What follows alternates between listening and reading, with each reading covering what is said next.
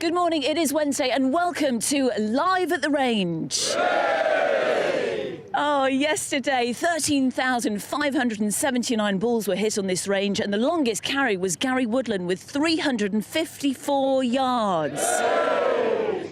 It is fair to say that the players here, they practice over and over again for the final major of the year because they want to lift the claret jug and become champion golfer of the year. Yay!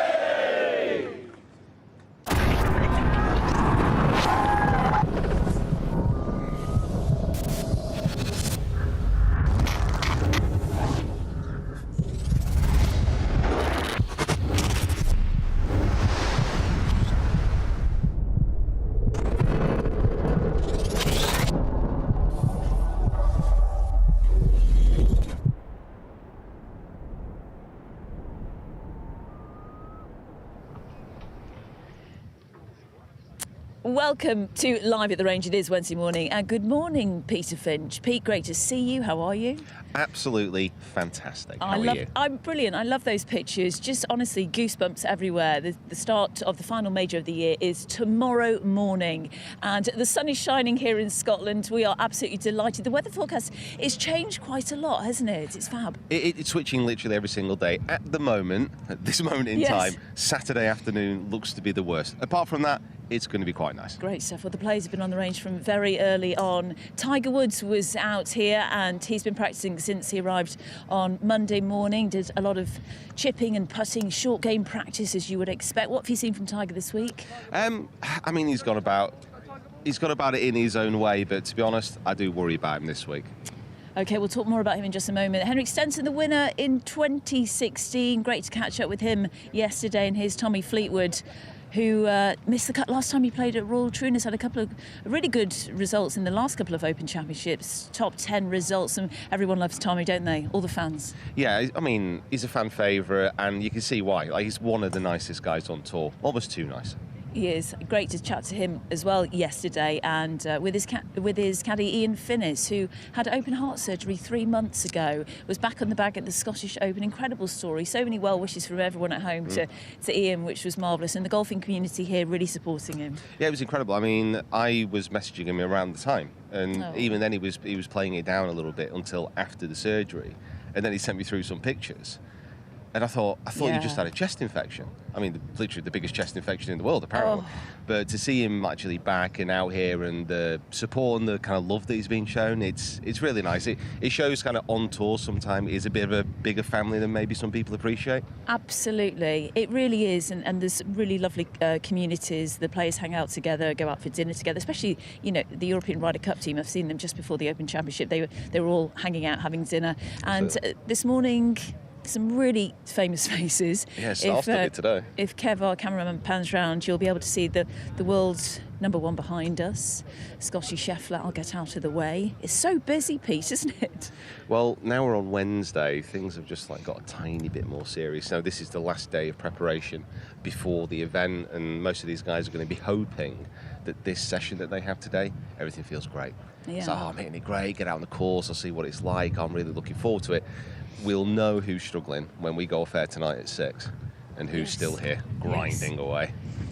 Well, Scotty, in the last couple of Open Championships, top 25 finishes. I think it was a tied 8th at St George's in 2021 when he made his Open debut.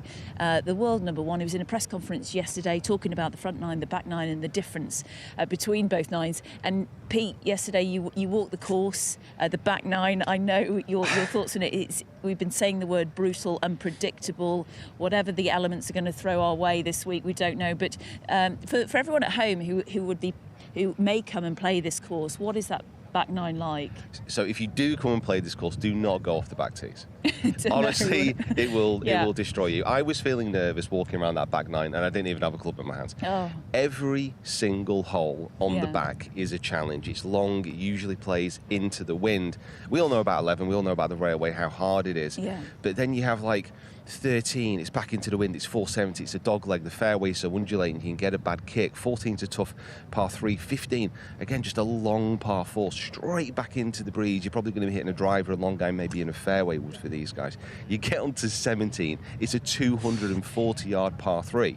It was, I went actually to the 17th tee yesterday, and seeing some of those tee shots, not many of the pros found the green on 17 yesterday that I saw anyway. No, I mean, it's not that it's a long hole. Like, these guys hit the ball a long way. They can get there. It's the fact that it's a long hole, it's into wind, it's a raised green.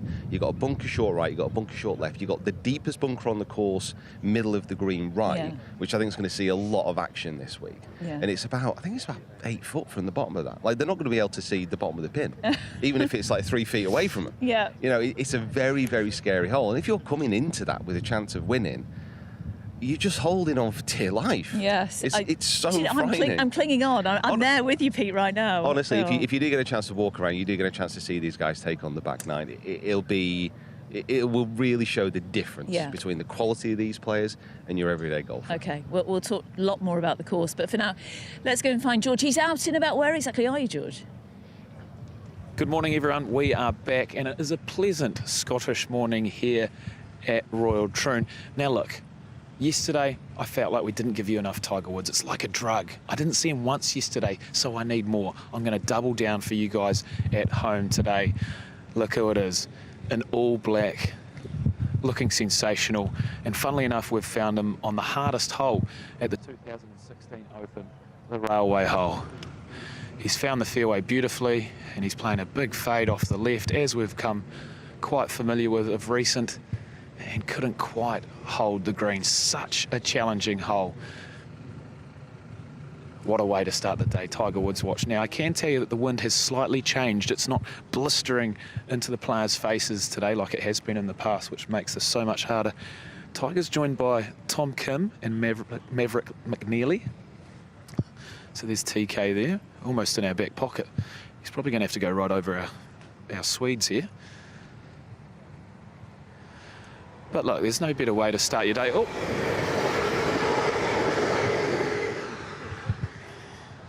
yeah, there's the morning train to work. Sorry, guys.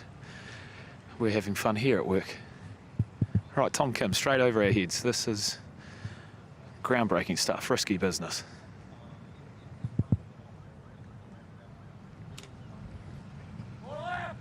Four left. And that's what this rough's like. It just grabs it. You can see here it's so thick and juicy. You get in under that, it's going to grab the hosel of the club and pull it left like Tom Kim's just did there. Oh, one more. He wants another crack, fair enough.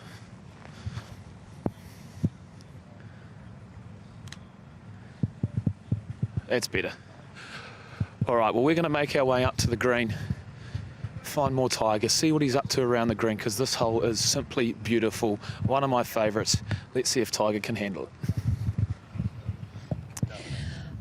Oh, Tiger, if any fans are here, most of them will be heading to watch Tiger Woods, won't they? He's such a brilliant, honestly, it is, everybody goes towards him. I'm being told, #the open range, if you want to join in the conversation. We're receiving loads of tweets and texts, and we'll read as many as we can. We've got Sam Burns behind us, Matt Fitzpatrick further down the range. John Rama's just arrived, but Sam Burns was with Scotty Scheffler, wasn't he? But Turnberry practicing just before the Open. Pete, we're going to have a brilliant day, aren't we? Honestly, I'm really looking forward to today, because it just feels that little bit more serious. You know, the first few days everyone's relaxed. Now everyone's in their own little zone. You know, it's not quite as chatty. Yes. It's just got that little bit more intensity about it. You can tell like a major championship is literally a few hours away. Absolutely. Gosh, we've got a great view of Scotty Scheffler as well. Right, we're going to leave you from the range and go to commentary. We'll try and find some interviews and players and coaches to chat to. Keep joining in the conversation, #the open range. But for now, let's get to that commentary box and join Simon Holmes. Good morning, Simon. How are you? Di, I'm great. Really, really excited for tomorrow. It feels like I had a little cruise through. We had a chat this morning before we started the show, and also very interesting to see those shots from George out on the golf course. You know, the guys practicing out there. As the weather starts to just move around a little bit, there's all sorts of different storylines. So, don't know what the players are going to have to prepare for. The weather is unpredictable. It certainly is, Simon. Have you got enough goodies in the commentary box, because you're going to be there for the next 15 hours? we are well stocked up here. Thank you. Good stuff. Good stuff. We'll leave it with you now. Excellent. Excellent. Take care, you guys. Chat to you soon. So, I'm joined by Richard Boxall. Morning. Day before day one, Richard. Yeah, listen, it's been a year since I worked with you. I thoroughly enjoyed that last year. And I will thoroughly enjoy this morning as well. Yeah, these are great viewpoints. I think these are really valuable. It's obviously the tournament as it starts tomorrow is the main event, but the pre-prep, all of the stuff, the live on the range, you know, there's Scotty Scheffler warming up, Tyrrell Hatton behind him. You know, fascinating insights that we get here, sort of really brought to life a piece, an important piece, the driving range that's never really been seen. So I think this is a really innovative look that adds a lot of flavour to your enjoyment, you viewers, for the week. So, Scotty Scheffler, world #1. Yes, it would be his 4th Open for Scotty Scheffler. Sorry, I'm sounding a bit hoarse this morning. Woke up with a bit of a cold, Simon, this morning. Which is well, just I'll keep my distance from you. Yeah, it's time to go now, isn't it? I always feel when it gets to a Wednesday that it's actually gone one day too far. Do you know what I mean? Because tournament days, normally the players would get there on a Tuesday, and then you've got a Pro-Am on a Wednesday. So if you get there Tuesday, you might do 9 holes. You might just go to the range. Wednesday, you play the Pro-Am, meet your 3 new friends, and off you go. And that's your practice round. And, you know, you're only there a day and a half, and then we're underway Thursday. But a lot of these players, if they didn't play the Scottish Open, will get here Saturday or Sunday, and then you start playing 18 Monday. There's no Pro-Am here, obviously. So you start playing Monday, Tuesday, Wednesday. Next thing you know, you've played 4 rounds, and you're not even got into round 1 yet. No, it was interesting. Justin Leonard, who won here, he was telling us that he was the first time he qualified when he won, and he played. Sometimes he played more than 18 holes a day, just tried to be the most prepared player. Certainly paid off for him. Todd Hamilton, he won. He came here and said he was absolutely couldn't hit his hat before in the practice, and then just found something amazing on the course. You only, in this game, you only want one thing to happen. It could be a 25-footer, it could be a whole bunker shot, it could be anything. You just think, you know what? That felt all right, that. And then it's because the 6 inches of grey matter plays some wicked games with you, you know. How about this? Look at these feet. Have a look at this. It's the left foot that rolls over, and then the right toe that moves in behind it to stabilise. It sort of slides a little bit and then turns up onto its toe, doesn't it? Yeah, yeah. Amazing footwork. But I tell you, in sort of watching his practice, he hits so many quality shots. I mean, I don't think we've seen an iron player like him since Tiger at his very best. He hits so many amazingly good shots. That's why he makes so many birdies. It's the quality of his irons, for me, which is his sort of his secret weapon, just absolutely supreme from there.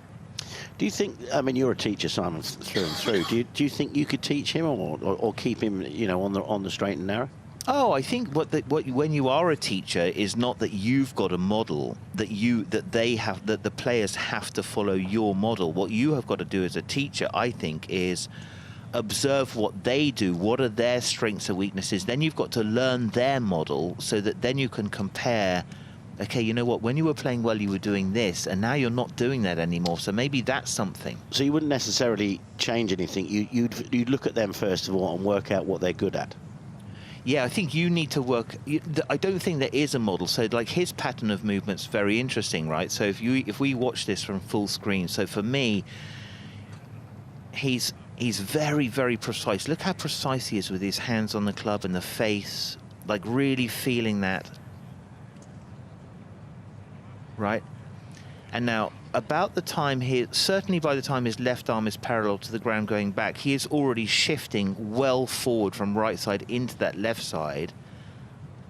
Right? Very high plane, like a very tilted plane, and just trying to, you know, like he won't like that. He will not like that shot. So dropping to the left is not what he is trying to do. But practice is about practice, isn't it? There's no point firing them off as quick as you possibly can. You've got to go through a routine. I agree, Richard. What I watched his warm-up on the Saturday and the Sunday at the Masters this year, and I was so impressed by, like, just his ability to really feel the club face and how he could calibrate his shots. Like, for me, you know, he was very, very precise. Little baby fade, then a bit more fade, then brought the fade back to neutral, and then dropped it out again. He was like really working the ball all the time. I love that. Yeah, that's what you got to do. These players, you won't see it here on the TV, but there'll be a couple of greens, 2, 3 or 4 greens down on the range here, maybe more than that. And they'll pick a target, and if there's not a green, they'll pick a bunker, like that one on the right-hand side there. And then they will hit 3 or 4 fades onto it, and then they will hit 3 or 4 draws onto it, and then they'll try and hit some high ones, low ones, straight ones, and they'll go through their routine that way.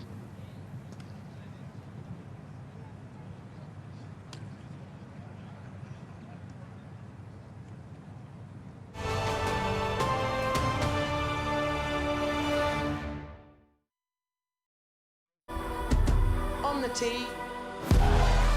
She's staring this one down, and for good reason. Look at this. Just delightfully done. She's on top of the world. Going directly at the hole. Tell you what, go on. Oh, get in there. There's something about the AIG Women's Open. Oh, my goodness.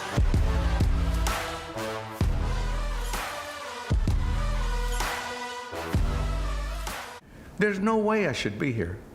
I should be dead or in prison. I mean, how else would you gauge this? And a guy comes off of a cotton farm, you know, to become one of golf greats?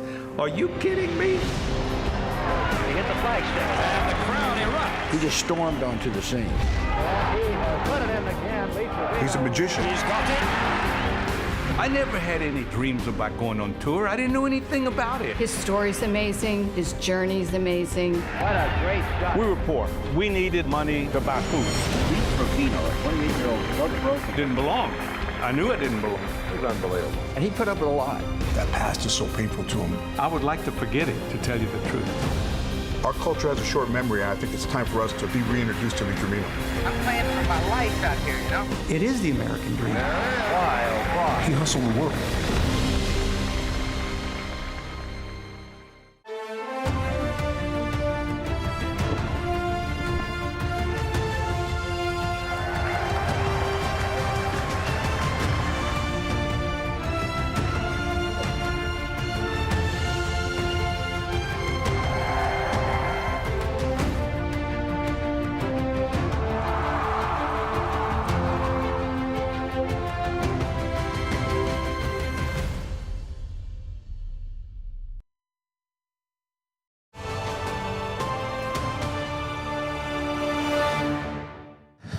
Doesn't get much better than this. Relaxing on the extremely difficult and very memorable 11th hole and turning off the stone wall into Tiger Woods, 3-time champion golfer of the year. This is his 23rd appearance at the oldest major championship, and that club in his hand right now, the putter, that is one we will all have eagle eyes on. If he can keep this hot, he is certainly a chance to make the cut. At the US Open, this was his issue. Just couldn't quite keep the putter on form, but albeit he has missed the last 3 out of 4 cuts at the Open. But we've got to remember he's been through so many hurdles, and he tends to jump most of them over his career. Sitting here on the 11th hole, it averaged 4.55 back in 2016, the hardest hole. So if you can get out of here through 10 and 11, 12, even par, you're doing very, very well. It was also, in that year, 2016, it was also, I believe, one of the hardest holes on the entire PGA Tour. But look at this. Tiger just stalking his way around this green. I'm loving the all black. Obviously a little bit biased coming from New Zealand, but so nice watching his processes. Now he's going to flick a few wedges because if the wind is the traditional prevailing, it's going to be so hard to reach this green into on some occasions. So where he's practicing now, we could see many golfers How's he going to do this? Bump and run into the slope. Needs a little bit more check. We've seen a lot of run out on these greens. Even though there's been a bit of moisture around the UK summer, it's that first bounce, that first kick where it punches on further than a lot of golfers have anticipated. Especially if you're ever so slightly down one like Tiger is now. There's a little bit of bite we need, a little bit of check he was after. Let's recycle that one. A very fun part of the golf course. As soon as you get to the 6th, 7th and 8th, it really heats up here at Royal Troon, and it's going to be a fun watch. But this is the coverage, this is the experience that the fans don't get during championship days. Watching them go about their business, their artistry. And if you look behind Tiger, there's a little gallery, just a small one. So if you want to get a good eye on the world's best, the practice days are the days to do it. Look at the access they've got. Come Thursday, there won't be a spare seat in the house and you'll be 3 or 4 rows deep.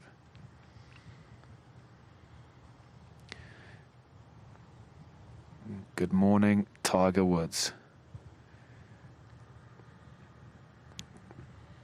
In 2016, there was 35 double bogeys on this hole and 26 triples or worse. So it can eat you alive if you are not switched on. That is for certain. Only 30% of people making it in greens and regulations. So fair dues for spending a bit of time here. Oh, goodness. I don't know about you, I just felt a little bit of aura. His presence. He knows the camera's right here. He is not going to look anywhere near it. He is just so used to having people like us in their back pocket. But there he is, ladies and gentlemen. The sun is starting to pop out. Tiger is on the back 9 on the eve of the opening round. It doesn't get much better than this. Let's head back up to you guys.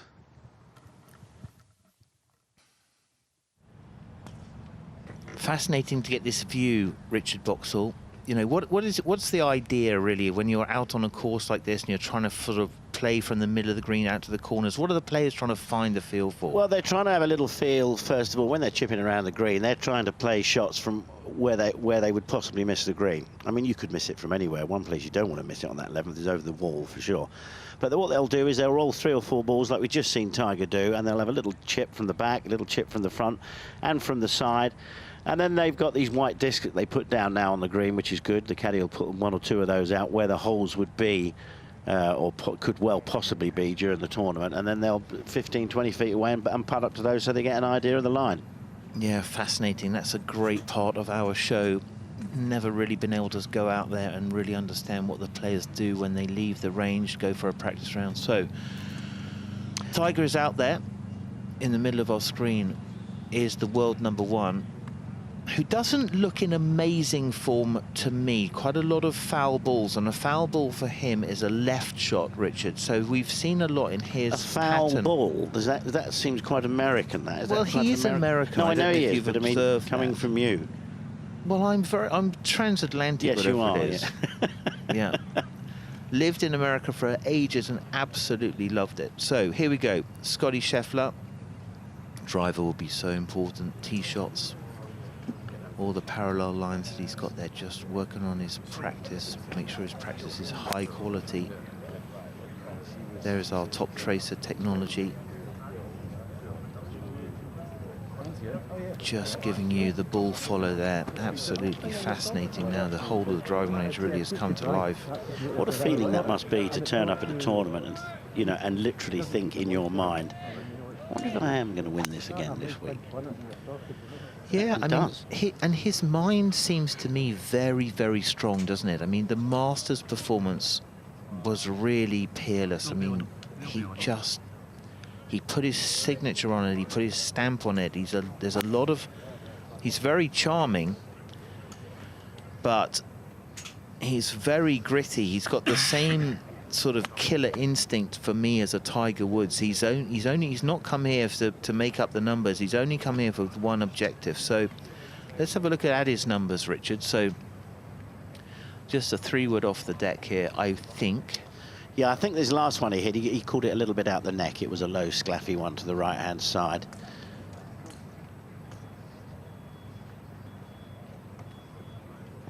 But he does get some height on it. Let's have a look at this one.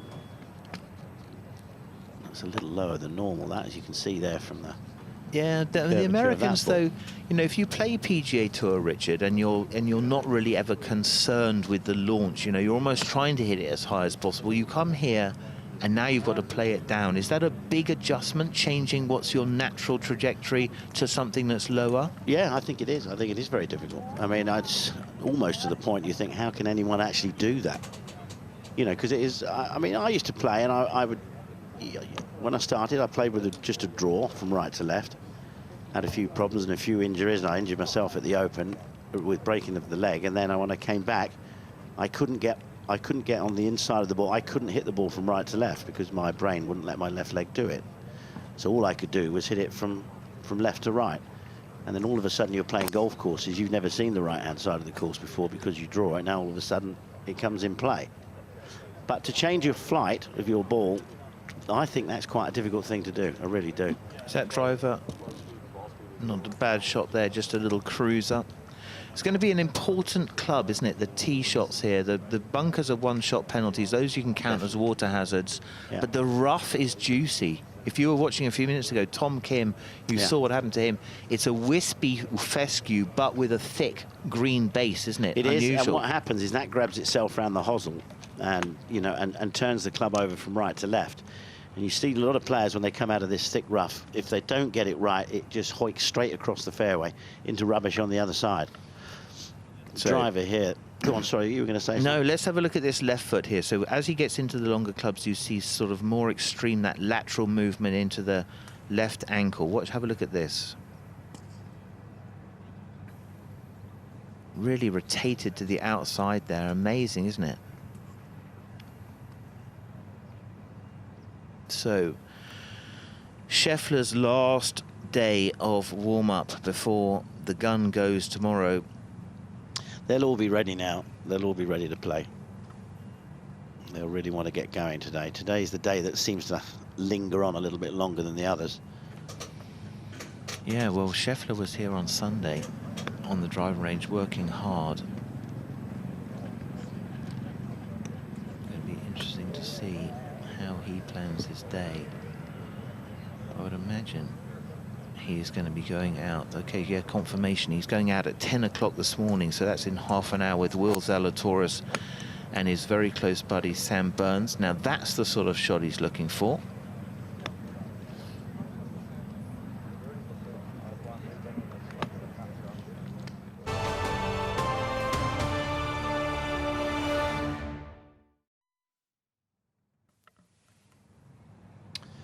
You know, a 2-iron, or I think a 1-iron, would be a useful sort of club this week. I really do, to get it low and to get it running. The manufacturers whose equipment trucks are behind the driving range off to the right here have been doing a lot of work in that area.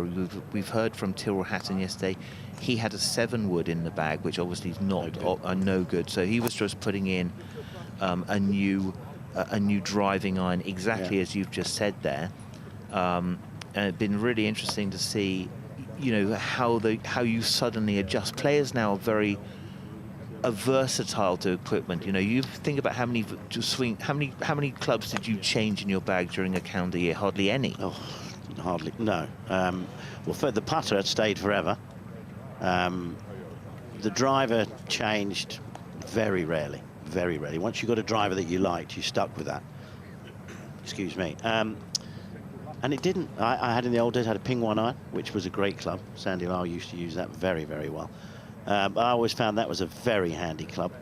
Now, have a look at this. So, Ted Scott there, filming Scotty Scheffler from behind. So, obviously looking at the pattern of the weight shift. Oh.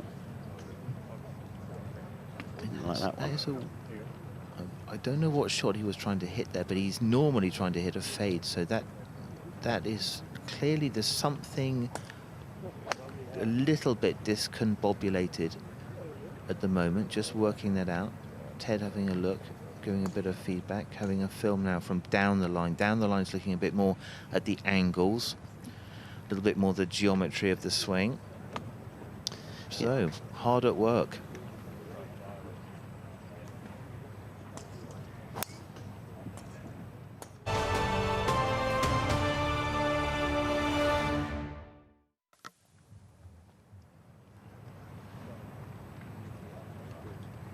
Interesting. Ted Scott now has done behind Scotty, down the line, and now face on.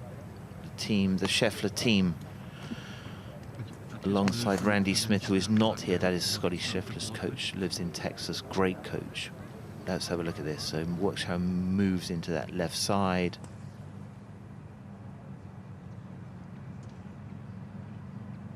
He's looking for something. I do not think that the Scheffler swing is on autopilot.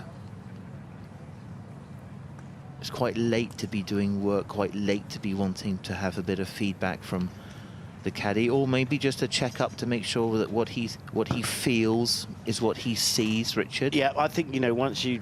The worst thing that can happen at this stage of the tournament is you start thinking, oh, do you know what, that doesn't feel right, that. And then you've got to try and change something. You want everything rolling. I mean, you look at that swing there. I mean, if you split screen that and one's down the middle of the fairway and one's in the semi-rough on the right, I mean, it's nothing, is it? I mean, they both look the same. No, we had a fascinating piece with Bryson DeChambeau yesterday and his coach, Dano, just, you know, talking about something which was less than an inch of movement into the right side, but you know, they were able to measure it, and they were able to work on it. So there is the Scotty Scheffler performance since March, and it's pretty strong reading, isn't it? Amazing statistics. So the one-handed hating that finish from Scotty Scheffler, so he needs to obviously find a bit of form. Richard, we'll talk through that a little bit. It's not a bad there are no bad things in there. That is, first of all, it's $23 million, but if you look at that since March, I promise you that is a really good career for a lot of players. Massively good career, and that's just happened since March. So let's have a look. That's interesting. So Scotty Scheffler maybe trying to work a little bit more into the right side to give himself a bit more time to get to the left side. So maybe the left side move is being triggered a tiny bit too early. Simon, how important, as you being a teacher, how important is it for a teacher to be a good psychologist? I'm not saying you train in that. What I'm saying is... No, crucial. It is, isn't it? Yeah, I think it's crucial. You know, it's your delivery of the data, it's your reading of the timing of the player, where he is he ready to have a chat, does he need a few more minutes? You know, you're trying to say the fewest amount of words possible, and you're trying to recreate patterns. So I think it's a very crucial part. I also think in sort of coaching, you know, I will really work on my coaching and try to add more knowledge to my repertoire. But I think, you know, the more you do it, the better you get. Like I definitely would like to think that my best lessons, I still haven't done them yet. You know, I'm still working to do better at them. So somebody draws the ball, draws the ball from right to left, and he wants to fade it now from left to right. What is the format you're going to go through to get him to hit that ball left to right? How many stages are there? No, I mean, what you're trying to do is probably work a little bit, do as much as of your work in the address position to change the angles and change the face orientation to the path, without having to add a new element of maybe, you know, if you've got blocking hands, adding in releasing hands is quite a strange feeling. So you're probably not trying to introduce too many new things to the formula. So simplicity is good. So let's have a look. So Scotty Scheffler definitely working on something, maybe just practicing a little bit more shift into that right side before he pushes over into the left.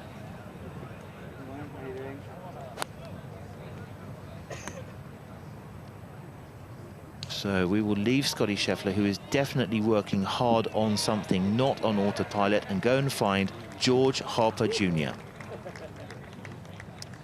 A nice warm reception to the 14th hole. Tiger Woods is drawing a crowd. It doesn't feel like a Wednesday. Since we've been here this morning, the numbers have tripled, quadrupled. There are hundreds and thousands of people watching this group all of a sudden. We've made it to the 14th hole, a very beautiful par 3.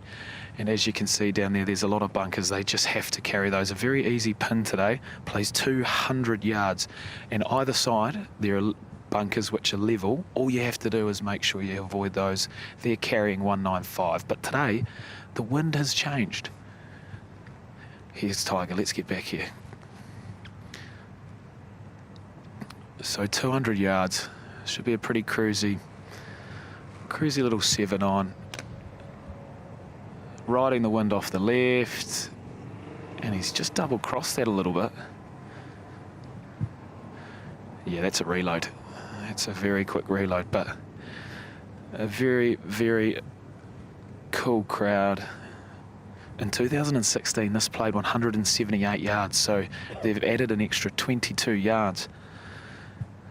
1 hole in 1 here, actually, last time the Open came to Troon.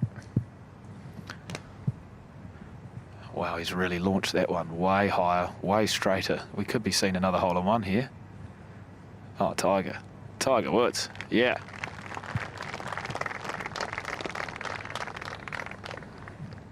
Beautiful shot. And playing alongside Tom Kim, his 3rd Open championship, just 22 years old. Ended up joint runner-up last year at Hoylake, a superb effort. So he's gone under the radar, certainly one to watch. His ball striking ability is so good for links golf. An absolute flusher. Love seeing his ball flight, and he's got a little bit of swag to him. You know, a bit of airtime on Netflix, some good results, and playing with Tiger today, he is strutting his stuff.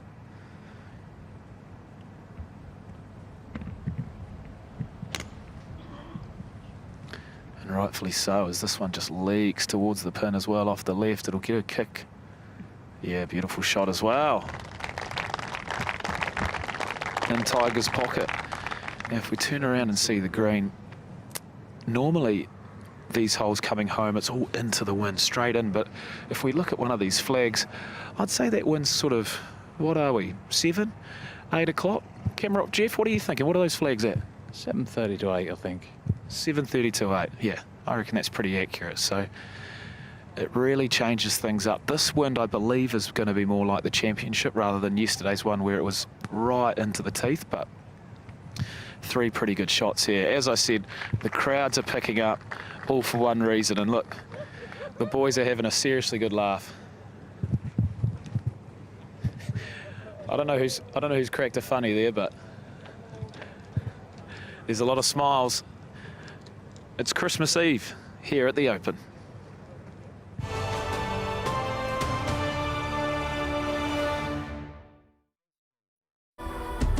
On the tee. She's staring this one down, and for good reason. Look at this. Just delightfully done. She's on top of the world. Going directly at the hole. Tell you what, go on. Oh, get in there. There's something about the AIG Women's Open. Oh, my goodness.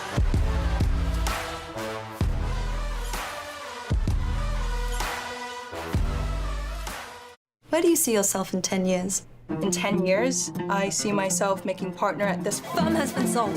What? To who? Some multinational out in Dubai, where it's 7 a.m. and the temperature is very warm. Welcome, Viv. This is Ben. Anything you need to know, he's your lawfully wedded husband in good times and in total chaos. Viv, what time are we expecting twins? Life is rarely a straight line. Wherever it takes you, HSBC can help. There's no way I should be here. I should be dead or in prison.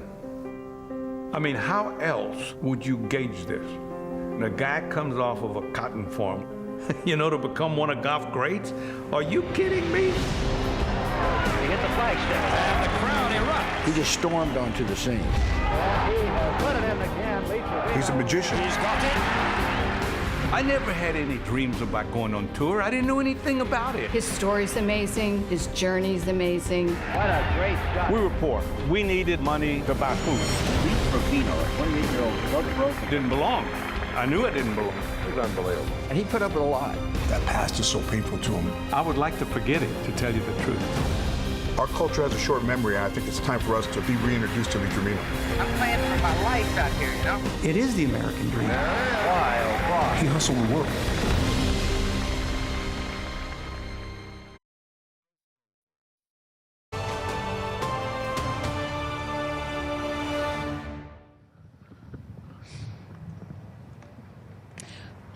Well, the crowds really are building here at the range. They've been coming in since about, 7:30 this morning here with Pete Finch. And my goodness, they've all come, I think, many of them have come to see Rory McIlroy, who is literally just behind us. It's pretty special. It's amazing to see like how much that side of the grandstand has cleared. Yeah. And they're slowly migrating over to this side just so they can have a look at the man. I mean, he's been a crowd favourite for many years, and you can understand why, the way he plays the game. But as far as a ball striker and someone that you want to watch, like, he is by far, the main draw for many people on a range. He's just fantastic to watch. Yeah, he spoke this week in press conferences saying about resilience is top of the list right now, and you need that in the game, don't you? And he's been through a lot since the US Open. He's been very open about wanting to have more fun in his life, spending a bit of time in New York, going to restaurants. He's a bit of a foodie, wants to just get that element of fun. And speaking to Rich Bean the other day, Rich said, sometimes it's really hard for golfers to get that balance right. Well, golf's it's an all-consuming sport.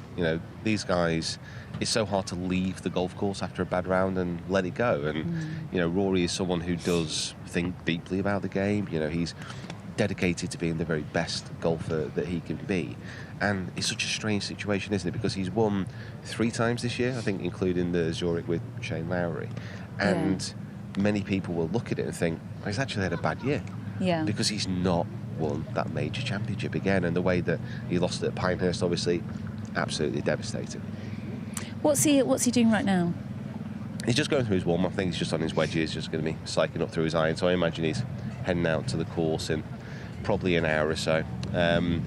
What are your thoughts on his relationship with his caddy, Harry? It's great. I mean, it's one of the strangest because it's coming things. For a lot of criticism. But it's very odd, and I can't really understand why, because he does win so much. Like, he wins consistently multiple times every year, and every time he does that, it's like, oh, how good is Rory, how good is Rory, how good is Rory? And then when he doesn't get across the line in a major, it's like, oh, I think he needs a proper caddy. Kind of completely negating the fact that during that time period when he has been winning, like, Harry's still been there. It's not like he's gone away. Yeah. So ultimately, the caddy has a massive impact, but the biggest impact on if you're going to win a tournament is how you play and the decisions that you make. Got some stats on the right-hand side of the screen there of, how far he's flying it, what his carry is, anything that pings out to you. What's he got in his hand? What club? So 154. That's just going to be a wedge for Rory. Yeah. Maybe cruising at a 9 iron, but just a nice easy wedge down there. I mean, he hits it so high. I mean, like, lovely little draw usually. Oh, it's fantastic to watch. Looks pretty dapper as well today, doesn't he? Listen, he is a great clothes horse. I mean, anytime he wears anything, he looks pretty good. But if you had a physique like that, you could probably make a bin line look good. It's an absolute joy to watch. Obviously, it's been 10 years since it's... Oh, we're back. Sorry, 10 years. Wanted to cough on camera. No, you can do. We're live, so you might occasionally cough. 10 years since his last Open victory, since his Open victory at Royal Liverpool. It's been too long, hasn't it? Everybody here wants Rory McIlroy to win an Open Championship. I'm sure everyone at home, we've been through so much with him on back nines in majors. But isn't that the thing? Isn't that almost like the problem? It feels like we've been through a lot. Yeah. Like, we're not hitting any of the shots, but it just feels so desperate. Like, everybody is desperate for him to get over that line and win another major. And I think everyone's pretty confident that if he does win another one, whether it be PGA, the Open, even the US Open, which he didn't quite get through, then he probably would kick on to win the Masters. But it's getting longer and longer. It's a decade without a major now. We've all been saying every year, he needs to win more, and he hasn't. So time does slip by. It's not going to wait and give him a major. Yeah. He needs to go out on that last day and seize it, which is incredibly easy to say, isn't it? you know, but we're all supporting him. We all want him to achieve it. Looking at his tee time here, it's very small writing. I think only glasses. 10:09. He's playing with Max Homer and Tyrrell Hatton. What do you make of that grouping? I mean, that's a fantastic group to follow. Max Homer and Tyrrell Hatton and Rory McIlroy. I mean, those three around a dinner table. That's super fun. You wouldn't expect them to walk into that group, would you? Yeah. We spoke to Tyrrell Hatton actually yesterday, and his demeanour on the range is so different to. And he says it himself. He gets quite fiery on the course, doesn't he? But he is actually a brilliant personality. Does open up quite a lot. Yeah, and he's a great player. And I think it's almost because of his attitude on the course sometimes, which is, you know, fiery is a polite way of saying it sometimes. It does get overlooked, the fact he's a very good golfer. You know, he can hold his own against these players, and his short game it's just fantastic. Yeah. So Rory, coming off the back of the US Open, what are your expectations for him at this Open Championship? Honestly, I'm scared of a repeat. I'm scared of him getting in contention on the last day in the final group and just fading away. I can see it now. I can feel it, and I really don't want it to happen. But you know, history, I think, probably will repeat itself again. Well, it might not. It might not, Pete. I hope it doesn't. I really hope it doesn't. Come on, Rory. He's been working hard. He's been Please. chatting with Luke Donald. Had some putting tips from Luke. We're going to try and catch up with the Ryder Cup captain, Luke, in just a moment, and hopefully speak to Rory himself. But for now, let's get back to commentary. Simon, can you've got this great bird's eye view, haven't you? You can see exactly what we're seeing. Oh yeah, the magic of Rory McIlroy. When he arrives, he brings an aura. He moves the needle. Wouldn't you agree? Tiger Woods, Rory McIlroy. There's a few. They're rare. Yeah, he's a lovely chap. I did some feature groups last week, and I was following him round on the course. The way he strikes the ball is second to none. You could sit there and watch it all day. You like to play a round of golf, actually, and wherever he hits his drives, you'd like to go there yourself and see and try and play the course from where he hits his drives. It would be very interesting.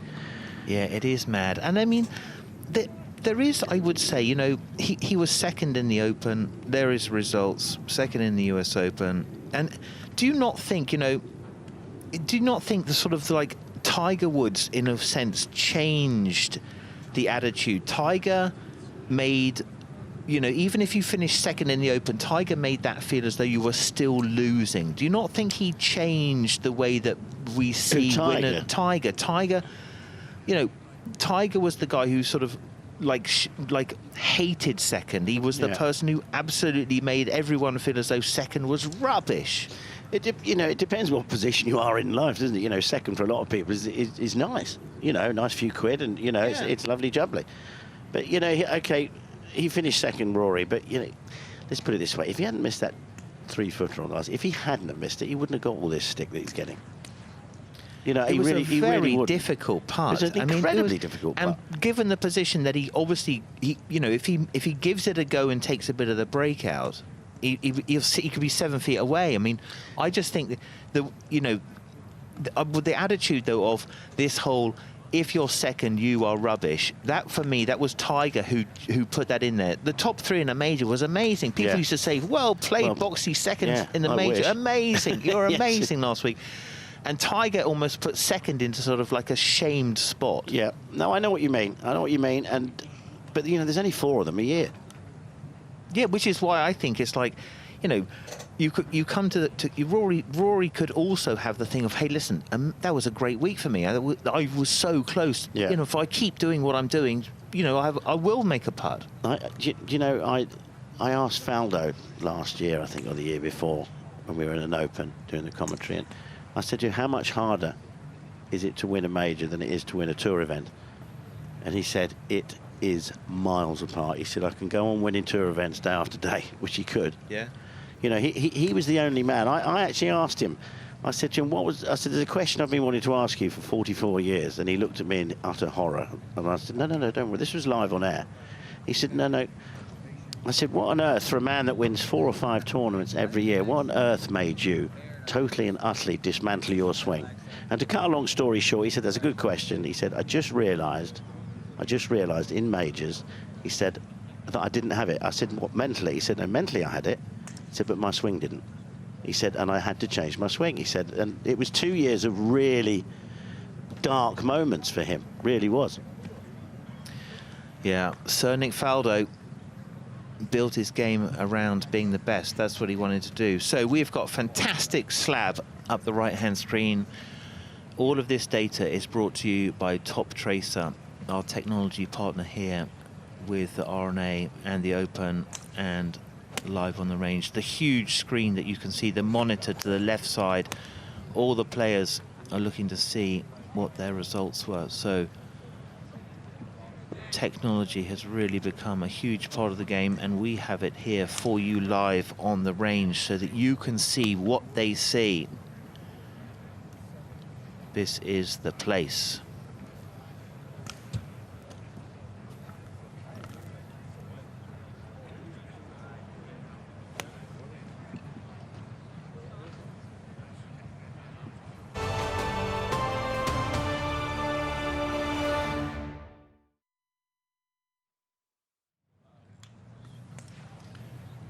Rory McIlroy just going through his clubs. Mike Bannon having a look at the TrackMan data. So just all about the technology. I know what he had for tea last night, you know.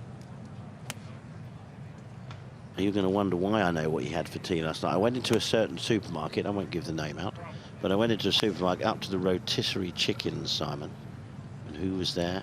Mr. Bannon. How about that? So I said, good evening to you. And he soon cleared off. Scared him away. So Rory McIlroy, final day before his tee time tomorrow. He's going to warm up a little bit there, just go through his numbers. Harry Diamond cleaning the grooves. Michael Bannon just guiding the movement as these guys work through. He's a one-off, isn't he, Rory McIlroy? He's a fantastic striker, right? You know, many years ago, I was in Sunning Hill, and I was staying in a hotel around there, and his mum and dad were in the hotel downstairs, and they were there watching, I think it was the match play they were watching. And I said, Jerry said to me, he said, I've got a lad, he said, he's quite good. I thought, oh yeah, I heard this 1,000 times. You know what it's like. People come and say, oh, my son's really good. He said, no, his name's Rory Mcilroy. He said, he's quite good. I said, where is he? He said, he's in bed. He said, he's absolutely washed out. He's run 36 holes today, and he's watched all the golf, and he's having a kiff, but he's gone to bed early. He said, keep an eye out for him. Oh, yeah. Daddy was absolutely spot on. He was, yeah. Jerry. Rory McIlroy, are you going to be champion golfer of the year one more time?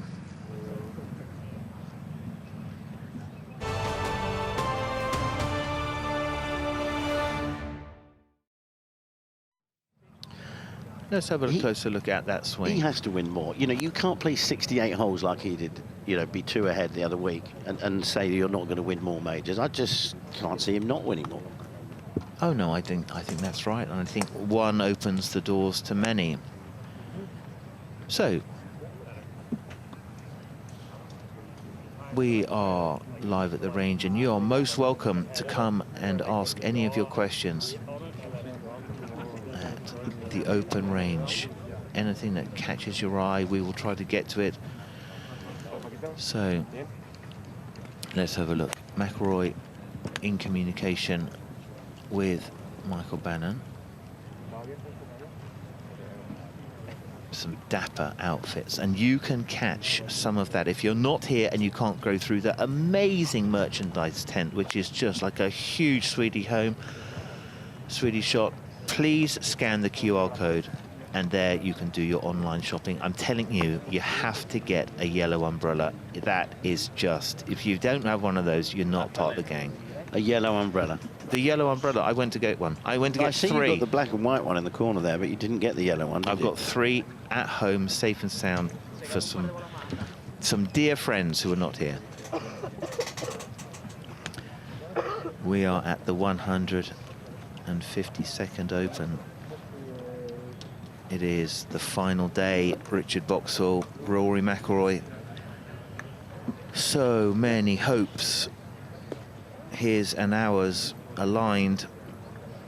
Yeah, I mean, I said it earlier on, if you just joined us, these players now will be wanting this day to go by because, you know, it's dragging on's the wrong word, but it does drag a little bit. You know, you've been playing Monday, you've been playing Tuesday, you're playing again Wednesday.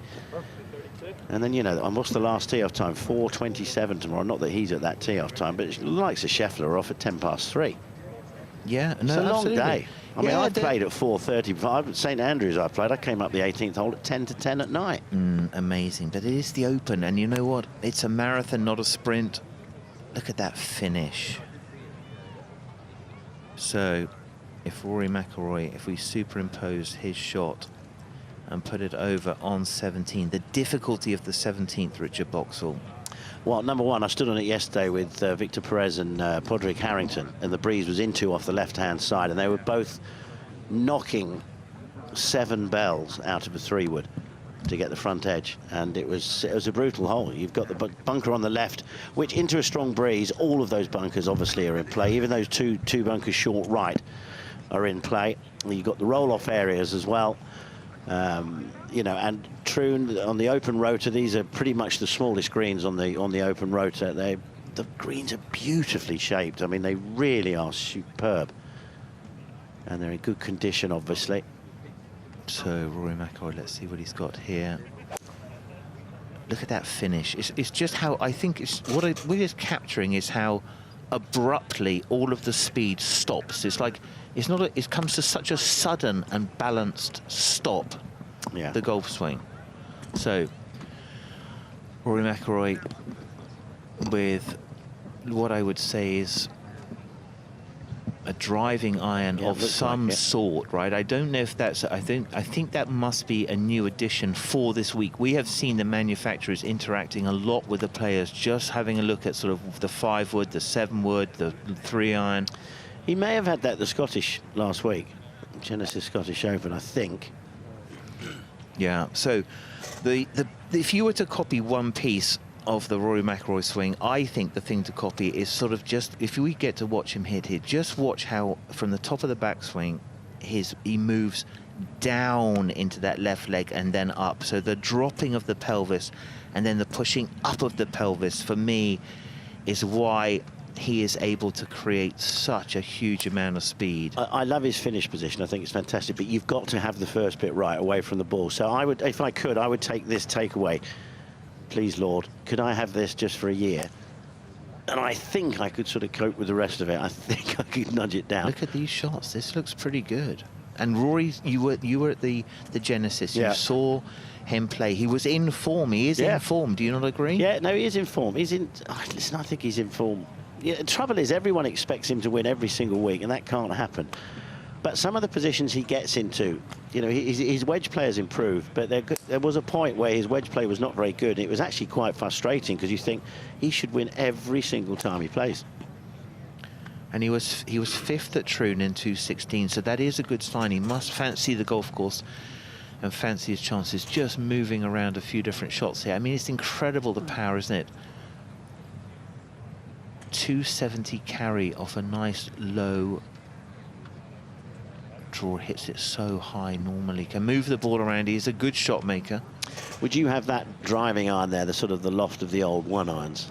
I think that they are. I think they're a little weaker. I think that the 16-degree shot is. I don't know if it's almost so hot it won't stop. Yeah. On a links turf. So here we go. Watch the pelvis. So it goes, rises and drops and rises, and that for me is the magic move. I mean, that's incredible. So 173, just as an indication, 173 ball speed. If you look at the top right of your screen, that is PGA Tour average for a driver. Rory, first, with imagining that is his 3-wood, which is probably 13, 14, 15. We don't know exactly. Well, we'll go 14 then, shall we? It's right in the middle. Yeah, here we go. But just the balance, how the speed suddenly comes to an end. He is looking across at our huge monitor, our top tracer technology, capturing every single shot hit this week. The player with the most, who's been on the range the most, Richard Boxall. Fancy a guess? No,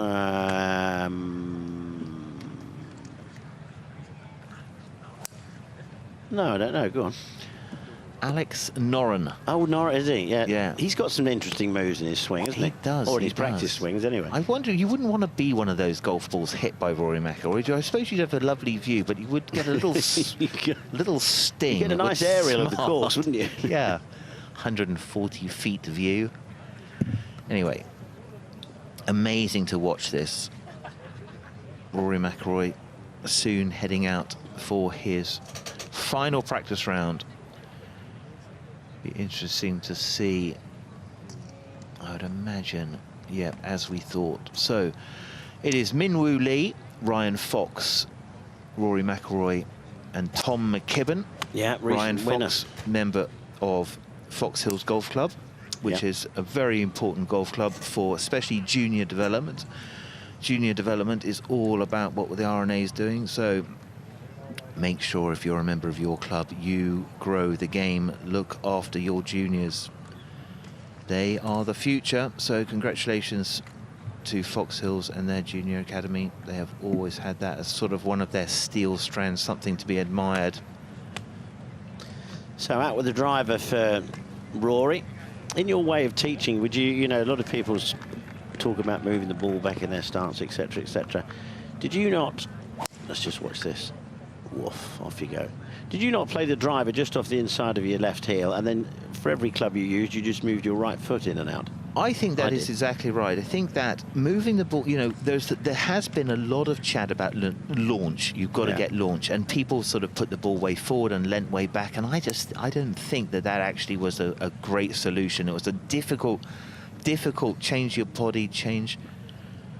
So your swing is the same. You want that at the bottom. Moving of the ball around is tough. So let's have a look. Okay, there we go. So here on the right side are our longest drives. Scotty Scheffler, 334. Rory at 313. Let's see if Rory puts in a bit of effort. I'll tell you what, Rory McIlroy is the sort of chap, I bet you, he'll look across there and he'll say, you know what? I'm not having that. I'm not having that. I am not having that. Let's see, I'm saying Rory McIlroy stays there until he outdrives Scotty Scheffler. He's looking across. He's looking to see where he is. I think we're going to see full turbo before he goes. Yeah, he's not going to leave the driving range with Scotty Scheffler ahead of him on length. Let's have a look. Now, is he going to have a look over to the left? He will when it lands, I think. Yep. Yeah. There we go. How far has he got that one? 331. Oh, it just needs another 4 yards on it. Yeah, this is a good little game, isn't it? Just goes to show, always competitive. He'll get this. He will. In the next 5 minutes, Rory McIlroy's name will be just shuffled up across atop of Scotty Scheffler. I think, is he taking a run up for this one? This is the Happy Gilmore. Yeah. Here we go. So he keeps looking over there at that screen. He's not having it. No. He is not having it. This will be the high launch. Teed it up just a hair more. I think this is the one. Yeah, higher launch. Yeah, stay right behind it and give it a proper belt with those hands. Whack. Let's have a look. How good is that swing? That looks beautiful. That's the one. I'll go for the higher one. The higher one. Oh, yeah, must it? Hang on. Oh, I don't know. No, maybe I had too much spin on that. Ah, 318. 318. But 167 apex. I think 90 is the PGA Tour average. So that is absolutely, I mean, that's miles high. So, well, when he hits it, when you stand close to him and watch him hit it, it takes off, okay, and then it seems to go again. Yeah, it's remarkable. Yeah, I think maybe we're using the wrong balls, Richard. Here we go. Maybe you're right. Soft hands.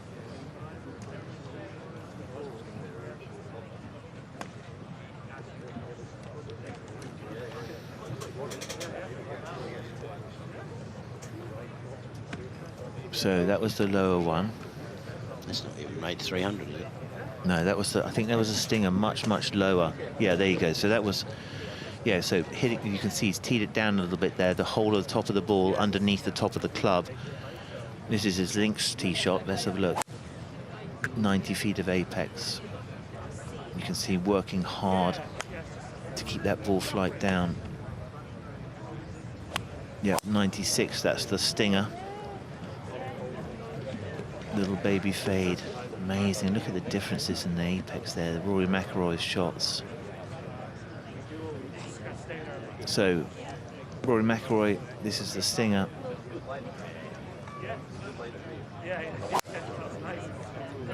Absolutely magic. It's the balance of the movement. It's incredible, isn't it? It's fantastic. It was interesting. Tiger Woods said to his son Charlie, "Don't copy my swing. If you're going to copy a swing, copy his swing, because he always finishes in balance." Yeah, he does. It's great. It really is. It's lovely to watch. You can watch it all day long. That sort of stinging low shot is what he needs on the back nine here. It's a brutal back nine. You play that ninth out to Prestwick Airport and then you turn for home. You've got one diagonal hang on a hole second, there, Ricardo. Hang on. Is this the one? Go, go, go, go, go, go, go. Oh, they're tied. They are tied. I'm telling you, there was no way Rory was leaving. No, you said 5 minutes and he'll beat it, but I think he might accept tying it. I'm not sure. There's no way. No way he's accept tying it.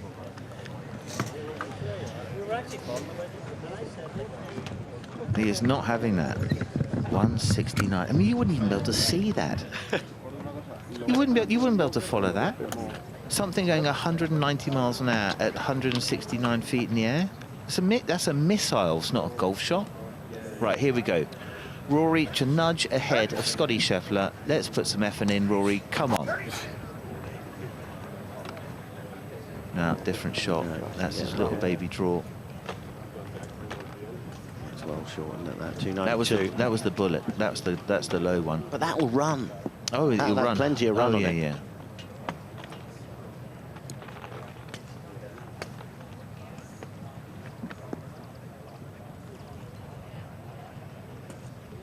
What times did you say he's playing? He's off at what?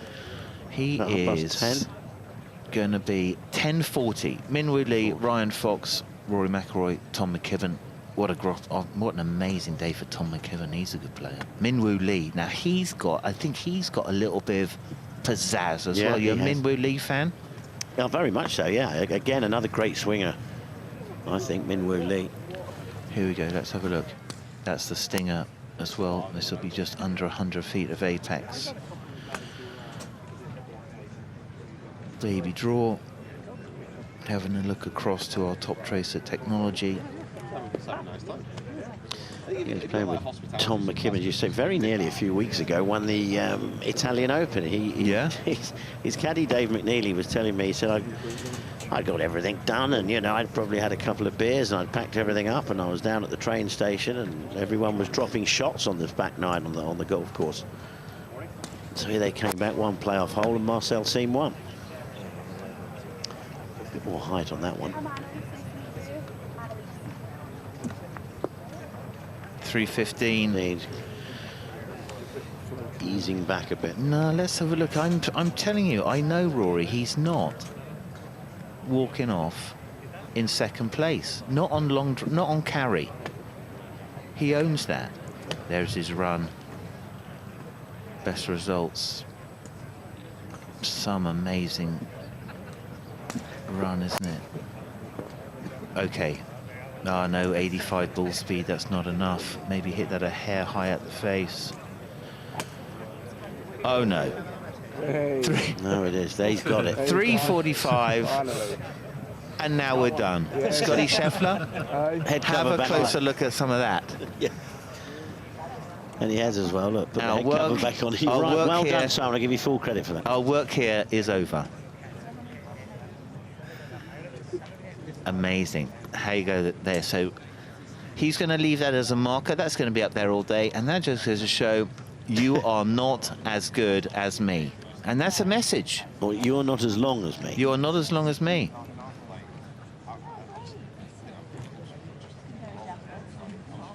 Yes, there was a little bit of grittiness. He wanted to do that, didn't he? Yeah, you can tell that. Just going to nudge it nudge it. That was close. Nudge it past Scotty Scheffler. Yep.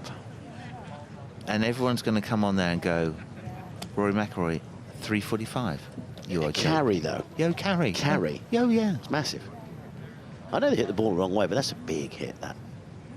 That's used to be a drive and a wedge par 4. That is, if you imagine 3 soccer pitches in a row and half a soccer pitch. Yeah. All lined up in a row. That's a long carry. McIlroy has got turbo.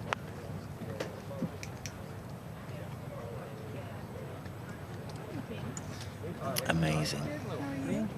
And now, what's the missing piece, Richard? Well, how does he get his hands on the trophy? What's he got to do? What's he got to do? He's just got to do what he does, go out and play. I really have no fears, really, that he won't be in the top 10 come Sunday afternoon. Doesn't seem to matter. You know, if he goes around, even if he knocks it round somewhere in 73, which is a couple over par, he seems to do it round 1s and round 3, you know. As I say, he'll be there. Top 10, he will be there at the weekend. We see it every single time. He's always, even if he's a little bit out of it, on the last day he seems to do something low, 65, 66, get back in that run of top 10 again.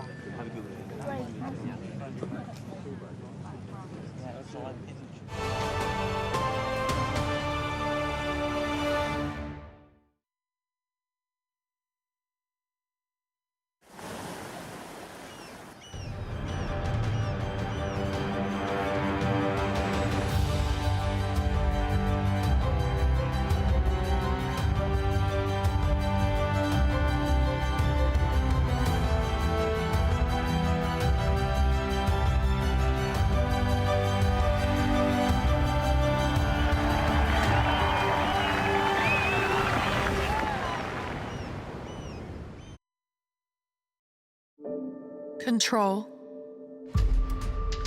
It's often out of your reach. Your opponent. A line call. Even the bounce of a ball.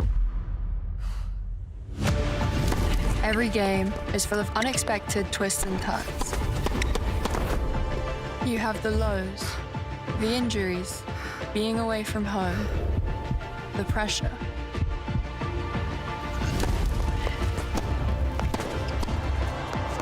And the incredible highs, the wins, exploring the world. Every day, a new opportunity. Life is rarely a straight line. We can help wherever it takes you.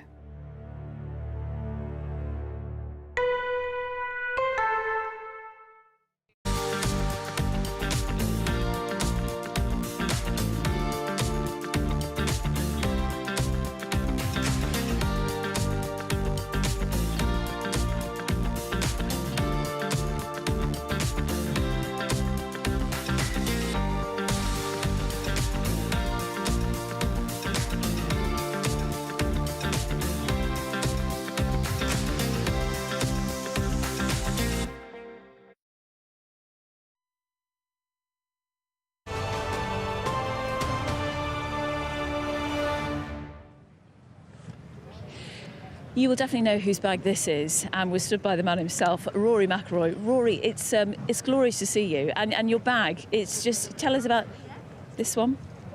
The dog? Yes. So I got the dog at the 2004 Ryder Cup at Oakland Hills. I played the Junior Ryder Cup that year, and I got the dog in the merchandise tent. And there's been a few iterations of the dog since in the 20 years that I've had a dog on my driver. But yeah, sort of reminds me of simpler times, so it's nice. This one has definitely give me treat eyes. Yeah, he's looking a little sad, actually. He shouldn't be sad because I'm hitting the driver very well.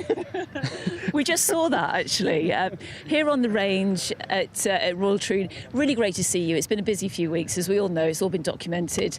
And great to hear from you in the press conference. You're out and about. I've just spoken to a couple of your team. You're going out and playing the back nine today. And Adrian, actually, one of your team, was saying that the practice, actually, it really happens on the golf course. You're spending a lot less time on the range. Why exactly, for all our viewers at home, why is that? Yeah, I think once you get to this stage of the golf tournament, there's not a lot you can do here on the range that is going to change things. You know, from now until I hit my first tee shot in about 24 hours time. You know, you're not really going to, the work is done in the previous weeks leading up to this week. So it's really about just getting yourself comfortable on the golf course, getting your lines off tees, getting comfortable with, especially on this back nine that I'm going to play today, getting comfortable with where your misses are going to be more so than anywhere else. There's certainly better sides to miss it on because there's so many tough holes in that back nine. So just to get another look at them this morning, I think is going to be a good thing. Yeah, and also the change, how adaptable and versatile you have to be coming from the States. Just tell us how big the difference is coming and playing on links turf. Yeah, it is. It's a lot different. Even just how the club gets through the turf, the different shots you're going to need around the greens, the different ball flights you're going to have to hit because of, the changing weather conditions. So, it was good to play the Scottish Open last week and get refamiliarised. It's sort of a shame we only get to play links golf a couple of times a year now, especially, I grew up and played a lot of tournaments on links, but it's always nice to get back. But I always feel like I need that week to get comfortable again in these conditions. I suppose with Troon as well, I mean, you obviously played this course quite a few times, but we've been chatting about this. I don't think I've ever seen an open course which is so split down the middle as far as like the front and the back nine. Absolutely. Just try and explain, if you can, that back nine, the level of difficulty that you're going to be facing on that coming in. Yeah, it's relentless. I would say even starting off in 10's probably one of the more gentle holes on the back nine, but it's a blind tee shot. It sort of gets you a little uncomfortable. But then 11, 12, 13, 14, 15, get a little respite in 16 with a par 5. But then 17 and 18 as well. Today, it's okay. Sort of wind is down out of the left. Yeah. Yesterday we played it was straight back into the wind. I've never hit as many 3 and 4 irons into greens in a row. So obviously it all depends on the wind conditions. And if you do get that back nine into the wind, it's you shoot even par and you're absolutely delighted. Absolutely delighted. So it's depending on the conditions, it's a bit of a war of attrition, but it's the Open Championship and it's supposed to be difficult. It is unpredictable, we keep saying. You had a good finish here in 2016 when Henrik won. You were tied 5th, so some good memories flooding back. Yeah, I didn't really feel like I was in the golf tournament because Henrik and Phil sprinted so much ahead of the rest. But I had a good finish here, and I finished off the tournament well. I shot a good round on Sunday, shot 67. So just have to rekindle the good memories of that week and the things that I did well around here, and also especially Troon maybe more than anywhere else because it's on this west coast of Scotland. Those bands of weather can come in pretty quickly, and I got the wrong side of the draw last time. So hopefully I'm on the right side of it this week, and I can give myself another good opportunity to try to get a second claret jug. And we definitely all hope so. You had some putting tips from Luke Donald this week? Yeah, Luke came and walked around yesterday. He's he's doing some work for TV this week. He just wanted to come and walk around and get a feel for how we're going to play the golf course. And I just picked his brain a little bit about when he came back to links greens, what did he think about?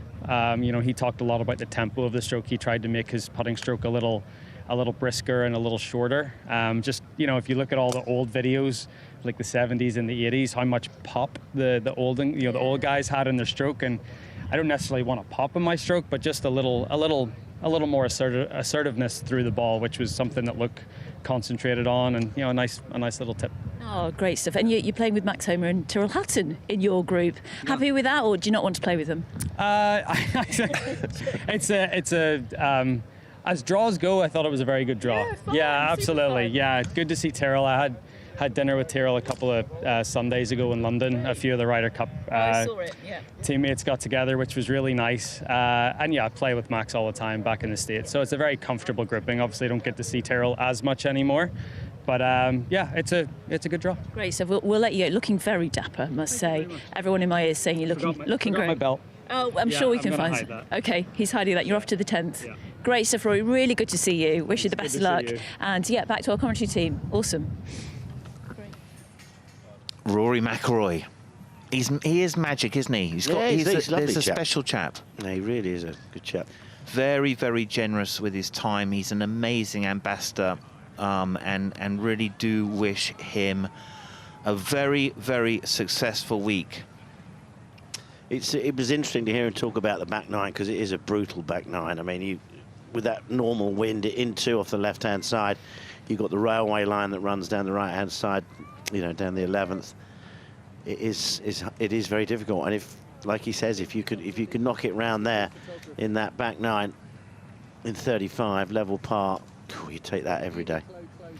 Now, in the middle of the screen, I believe, is the elegant Australian who is in amazing form. Could Adam Scott win this week? Yeah, there's a lot of players that could win here this week, but I actually thought he was going to win last week if it wasn't for that fantastic finish, brilliant finish from Robert McIntyre.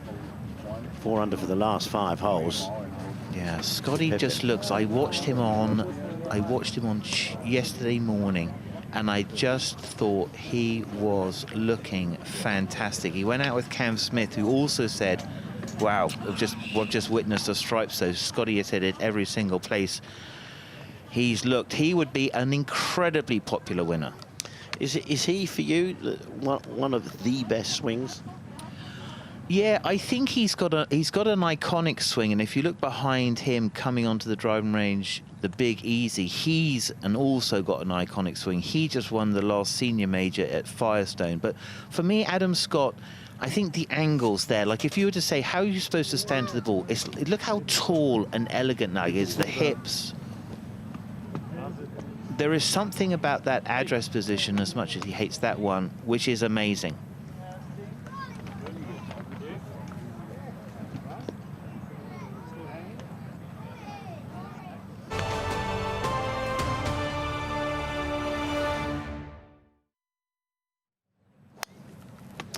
Yeah, I remember when he first came out onto the tour, Adam Scott. I think his first win was, I think it was in Qatar, was his first win, quite a long time ago. I think Rory's leaving the range. Rory has a lot of very rowdy fans, young fans. Catch an autograph, he is very generous. Now look at that posture, I like those angles. I think there's more hip hinge than there used to be. He sort of looks at the ball down his nose, doesn't he? Do you know what I mean? Yeah, everything like creates height. There's like, you know, you can tell amateur golfers there's like too much squat, there's not the right angles. This just looks like it, you know, how should I stand to the ball? Let's have a look how he does it. So Adam Scott will also have a look at that and say, Rory McIlroy hit it 345. He's moving on in age now, Adam. I don't think he'd better launch it out that far. I tell you what, he's no... Have a look at this. So, look at that posture. Trying to get the chest to take the arms away. Absolutely hates it. That's the mistake. High left side, low right side through the ball. Maybe just trying to see if he could put a little extra pressure on that and get close to Rory. But Rory's ruined everyone's day now. Here we go. Right. See where he's taking the club there. Now watch on the way back. Does he take it on that line? He doesn't, does he? Takes it a lot further on the outside. Yeah, Adam Scott just trying to link up chest and arms in the takeaway. That's a winning shot there. He has a look. He has a look and goes, can you believe Rory hit it 30 yards past that? Has he done that? I'm a foot taller than him.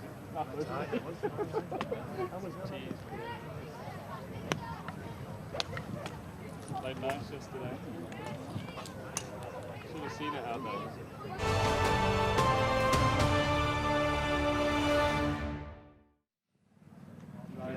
So, final day of practice before we start tomorrow, the 152nd Open Championship at Royal Troon.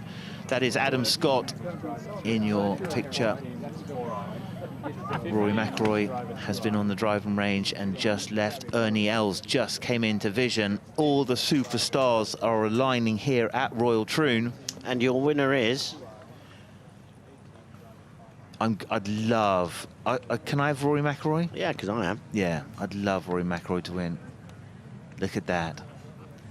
I mean, can you imagine? It's like if you want to learn how to have rhythm and posture, you're going to see Els, rhythm, Adam Scott, posture. So, have a look. Els. Yeah, been around a long time now, Ernie. Look. Ernie Els. Silky smooth swing. Watch this. How many places? It's an Open that gives you this view, isn't it? Well, you always say to everyone, people always say to me, where's the best spot to go out on the course to watch the golf now? Yeah. I say the range. Yeah. Go to the range, you'll see everything there. But you know what, though? Rory's message to everyone, right, which is deliberate, Rory's message to everyone, and they're looking at it, he's looking at it, they're chatting about it, was he just hit it 345, what, today, just now? Yeah, he just left. So, Adam Scott, putting in some effort. He will have a closer look up to the left in a mo. There it is. That's as good as I got. I'm 20 yards behind. Great, amazing.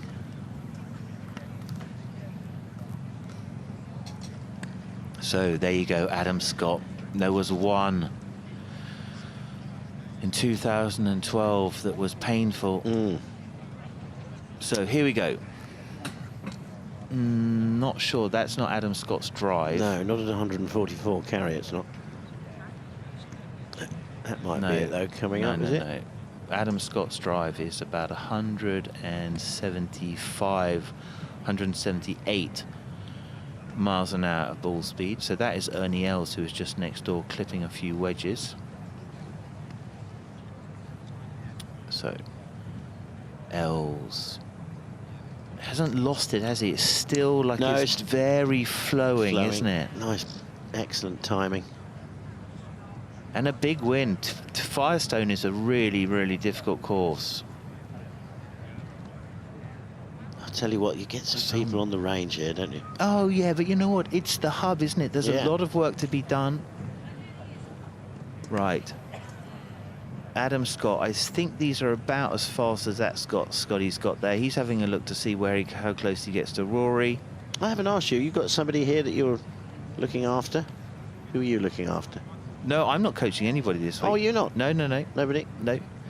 So no pounding away on the range for you? No, but I've been there every day. I love watching it. I think it's a magic to watch it. I think to coach the tour guys now, you've got to be like available every week, and I did that. I was 17 years on the golf tour. What's more satisfying for you? I asked Peter Finch this yesterday. You teach amateurs and you teach pros. What gives you more satisfaction? Well, you can see more results in. I loved coaching, like, you know, the tension of a last day, and could you unlock could you find a key to unlock a door to get a player to up his game and everything. I was really into that. So I'm still into that. There must be something wrong with me. But anyway, no, there's nothing wrong with Matt Belsham. He's working with Matt Wallace. He's a super coach, Matt Belsham. Comes from like a Mac O'Grady disciple.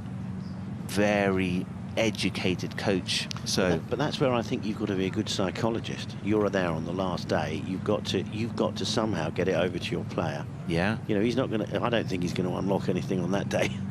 No. But I think you can get into his head. Yeah, but that is just a case of. It's also a case of like, what should I pick to think about? Like, my brain keeps going this way. That's not a good place. So you try to find things which are helpful to the players, where they can go back and have a really good diagnostic toolkit. And how many they swing make thoughts can they cope with? A top pro, how many swings? Faldo used to have one in the backswing, one in the downswing. He used to match them up. Yeah. Thumbs up, or move into the. So almost like a rhythm. Is that what he was? Thumbs up? Yeah, he found his rhythm from the swing thoughts. So here we go. Here we go. Come and join us if you've got any questions at the Open Range. Send them in, and we will get as many back to you as we can.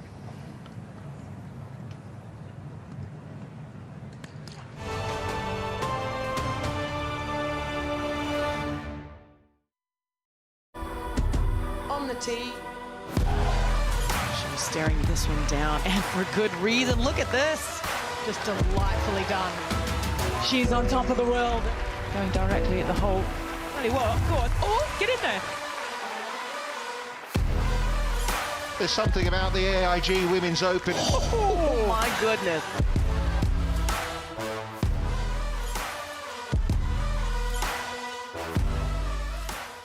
Where do you see yourself in 10 years? In 10 years, I see myself making partner at this firm has been sold. What? To who? Some multinational out in Dubai, where it's 7 a.m. and the temperature is very warm. Welcome, Viv. This is Ben. Anything you need to know, he's your lawfully wedded husband in good times and in total chaos. Viv, what time are we expecting twins? Life is rarely a straight line. Wherever it takes you, HSBC can help. There's no way I should be here. I should be dead or in prison. I mean, how else would you gauge this? And a guy comes off of a cotton farm, you know, to become one of golf greats? Are you kidding me? He hit the flagstick, and the crowd erupts. He just stormed onto the scene. And he has put it in again. He's a magician. He's got it. I never had any dreams about going on tour. I didn't know anything about it. His story's amazing. His journey's amazing. What a great shot. We were poor. We needed money to buy food. Pete Rufino, a 28-year-old foot broke. Didn't belong. I knew it didn't belong. It was unbelievable. And he put up with a lot. That past is so painful to him. I would like to forget it, to tell you the truth. Our culture has a short memory, and I think it's time for us to be reintroduced to the Dreamer. I'm playing for my life out here, you know? It is the American dream. Why, oh, why? He hustled the world.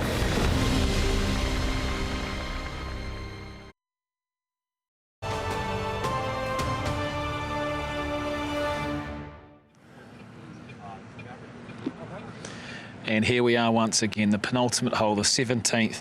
Why not watch it with Tiger Woods on show as well? The crowd, as I've mentioned many times, is absolutely massive. The grandstand's packing out at the end of this hole, but what an absolute brute, 242 yards. But today, it's playing a little easier because, as we mentioned before, the wind is over the left shoulder. But just to give you a gauge of the energy down here, it is electric. It's so cool to see the fans packing out the practice days. This is what the Open is all about. It's all about the people, all about the fans.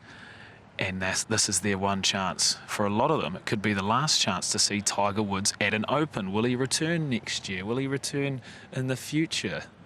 I believe he will. I think he's got many more in him, but it's always that nervous time, hoping that he'll keep returning as an Open champion. We won't go into his press conference battle with Colin Montgomery, but look at this. The fans are absolutely lining these fairways. It's such a tough hole. I just can't visualise me getting anywhere near putting the ball on the green here. And look at the big broadcast cameras here as well. They're fully set up. These look like a seriously big machine, these cameras. They do the business. And then we've also got, look at this shirt. How good. That's a Tiger fan right there.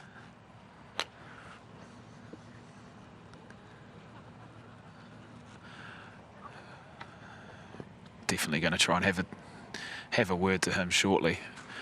Maverick McNeely's just hit a tee shot, and believe it or not, it's not on the green. All right, Tiger Woods. So in his bag, he's gone 5 wood, 3 iron, 3 wood, a driving 3 iron. So, but I believe here he's probably got just a 4 iron, maybe even a 5 with this wind helping him try and get that ball to stop. So 242 yards. Got to get it up there, 210. So I think that's a 5 iron in hand. He started it high and mighty and fading beautifully. Is it fading enough? Oh, it's a golf shot. It is an absolute golf shot. You would take that 4 out of 4 rounds this week. He's about 20 foot hard of the green. Yeah, it's a good swing. Really good swing. I mentioned it yesterday. This hole is what I'm looking forward to the most come Saturday and Sunday afternoon, I believe. It's going to catch a few players out. It's going to cause some drama. Tom Kim at his 3rd Open Championship, 22 years old. Little pup. Little rascal.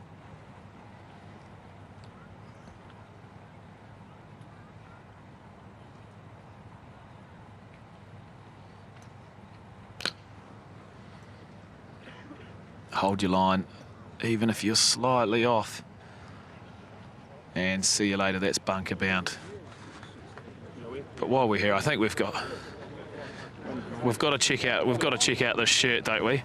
Hello, mate. How are you? Hey, I'm well, thanks. Mate, this top is fantastic. Is this homemade? No, I bought it online. Bought it online? Yeah. Mate, you're looking the absolute part. That accent, was that Canadian? Is that a Canadian accent I can hear? Yeah, I am Canadian. Where are you from? I'm from Halifax, Nova Scotia. Nice, nice. And you're obviously here to watch Tiger. How cool is it to be here and be so close? Oh, it's unreal. It's the second time I've seen him. I was probably 15 or 16 the first time. It's my first trip over to Europe. I'm super excited to be here. First trip to the Open?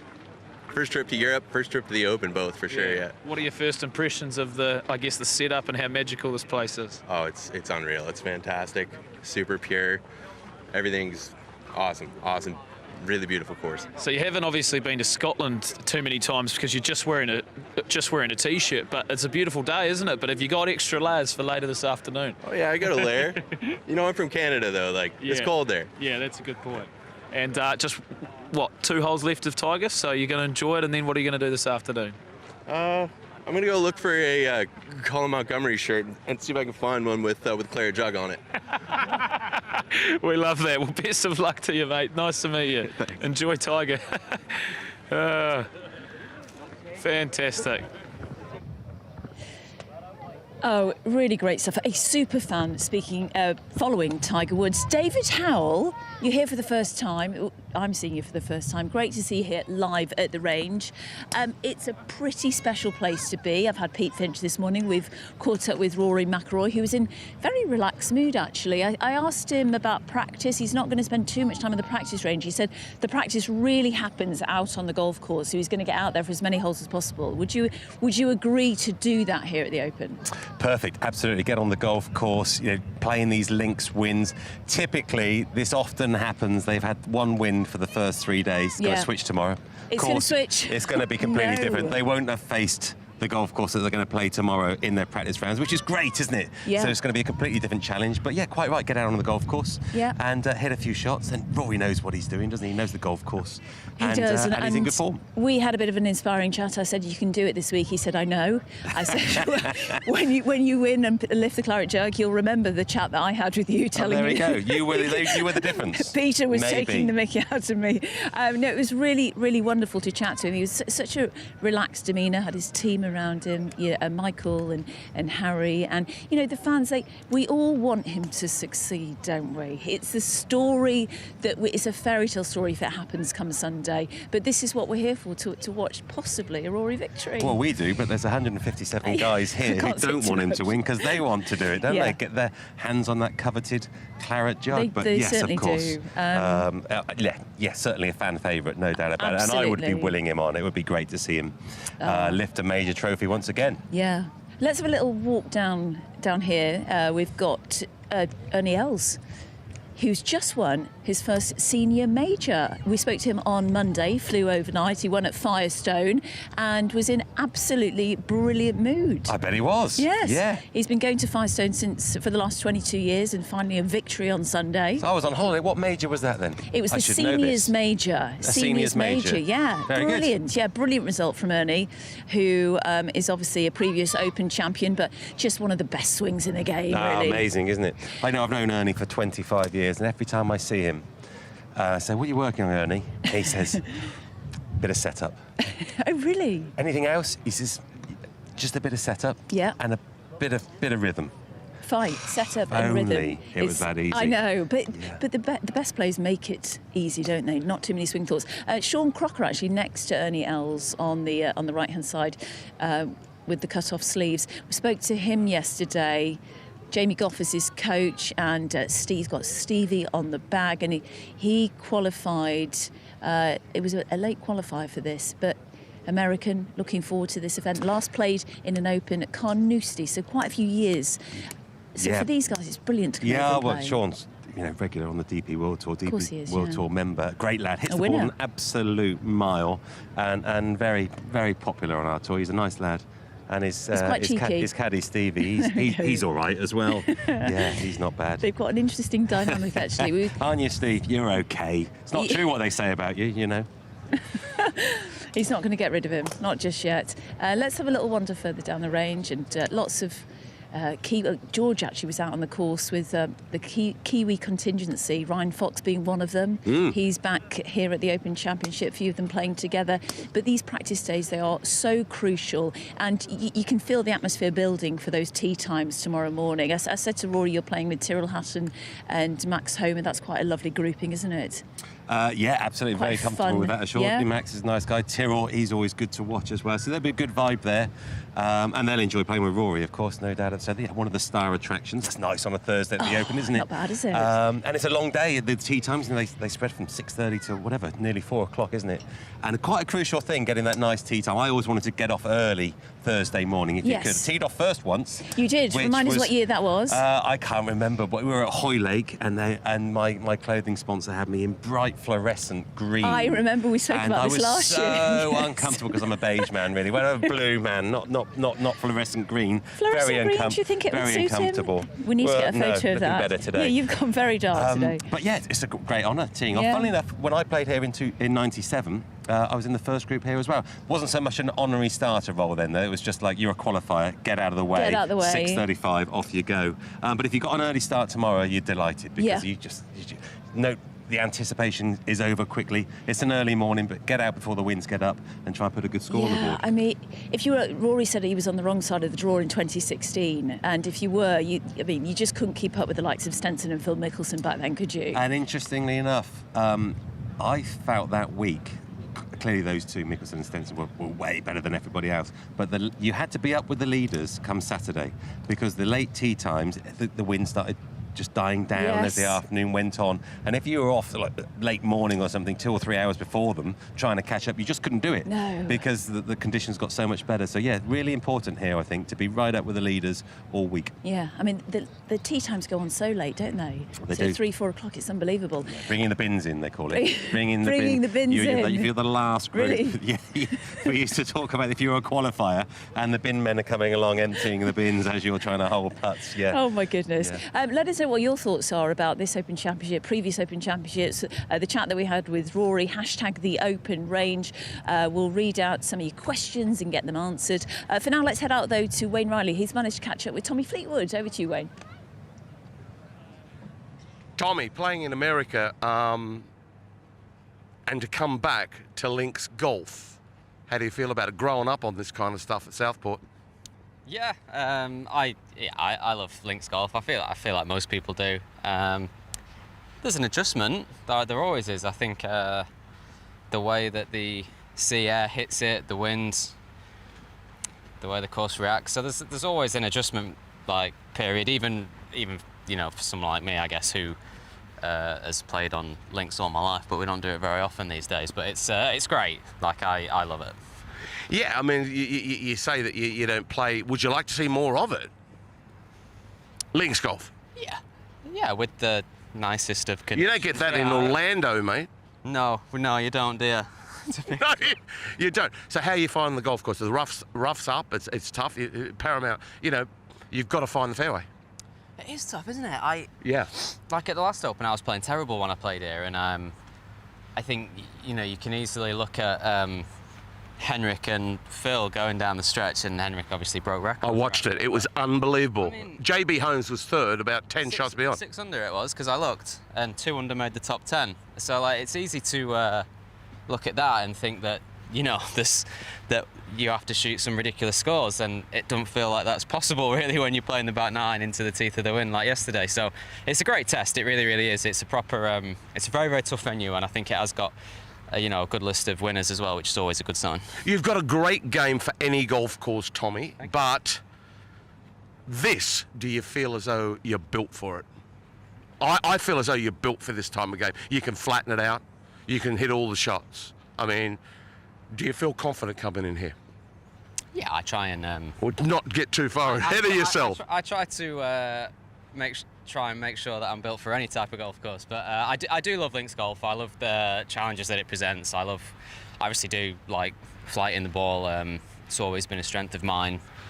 And figuring a golf course out. Yeah, I love the test that it presents, and I always enjoy playing links golf. Thanks for the chat, mate. You're a charming man.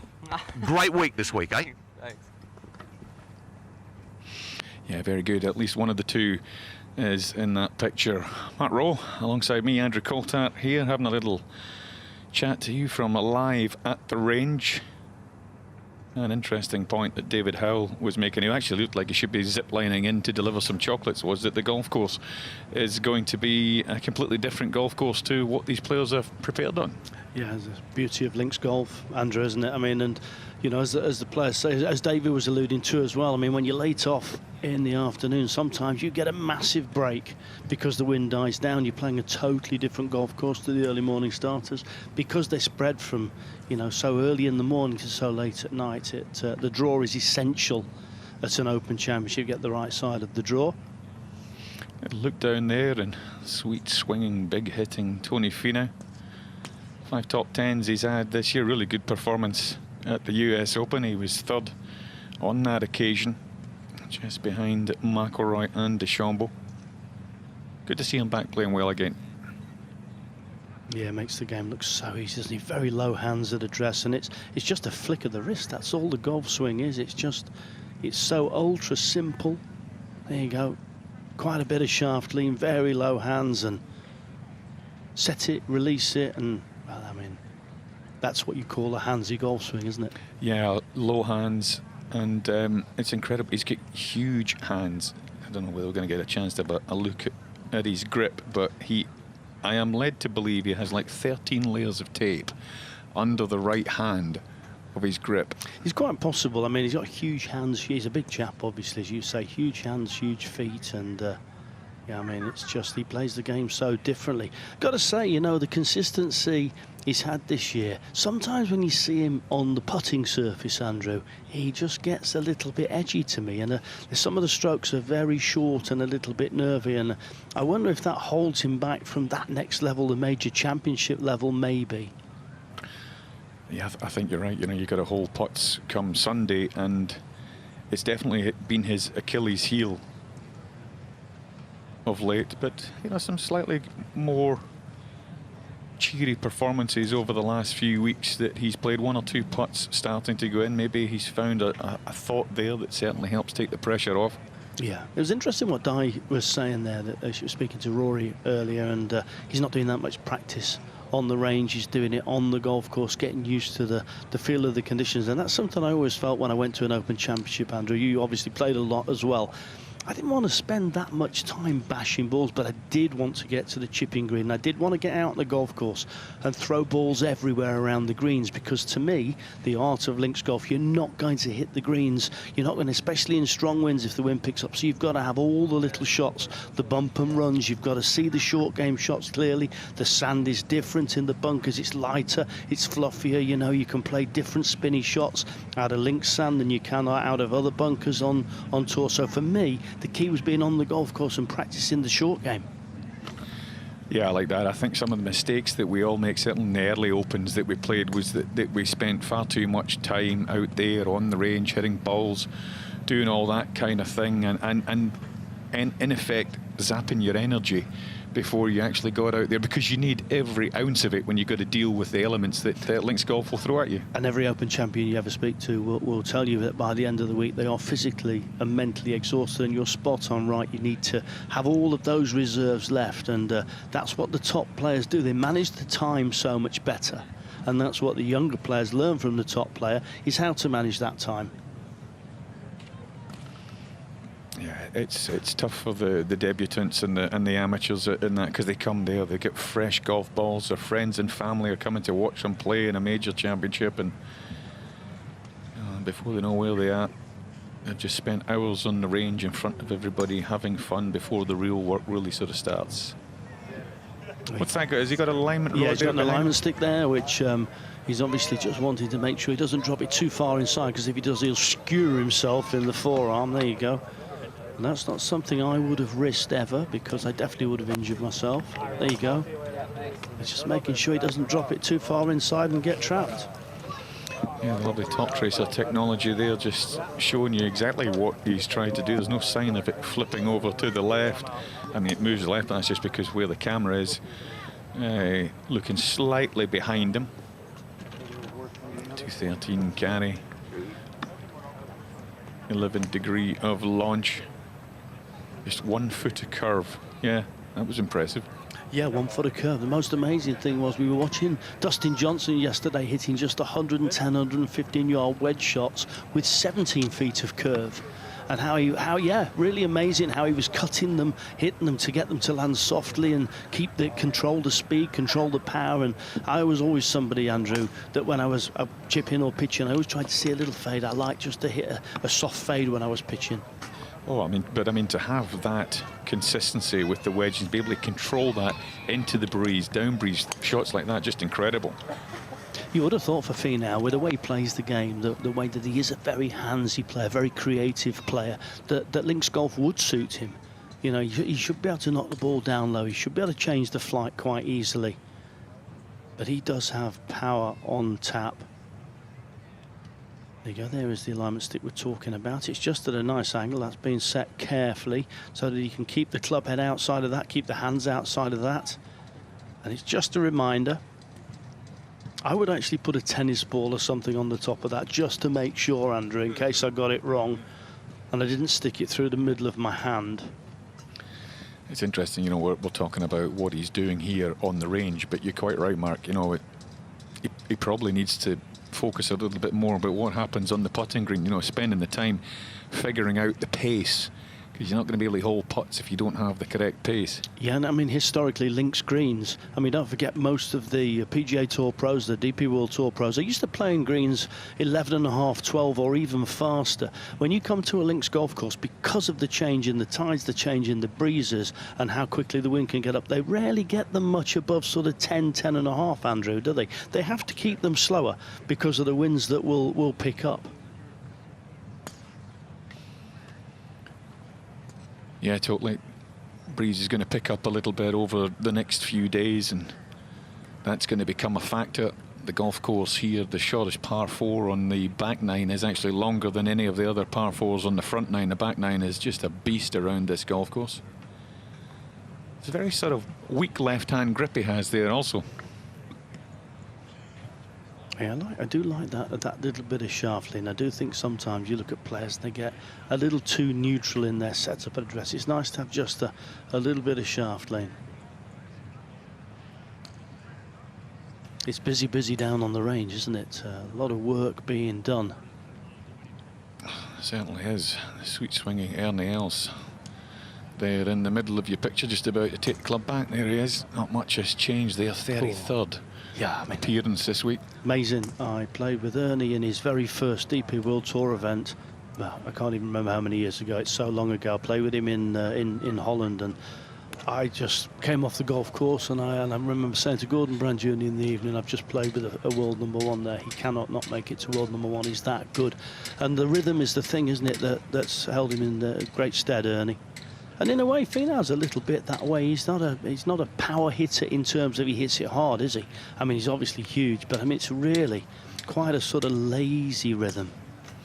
Have a look at that grip there. Seeing all the layers of tape under. Apparently, it takes the rep almost an hour to do each grip. I think he's not a club favourite, a rep favourite when he comes in wanting them re-gripped. Do you know, there's no player in the game of golf I can think of that has the hands lower than that. I mean, they're almost below his knee, aren't they? Well, it is unusual because, I mean, he's obviously very efficient and very comfortable with it. A lot of tall players would use the height to create the massive big levers to propel the ball even further.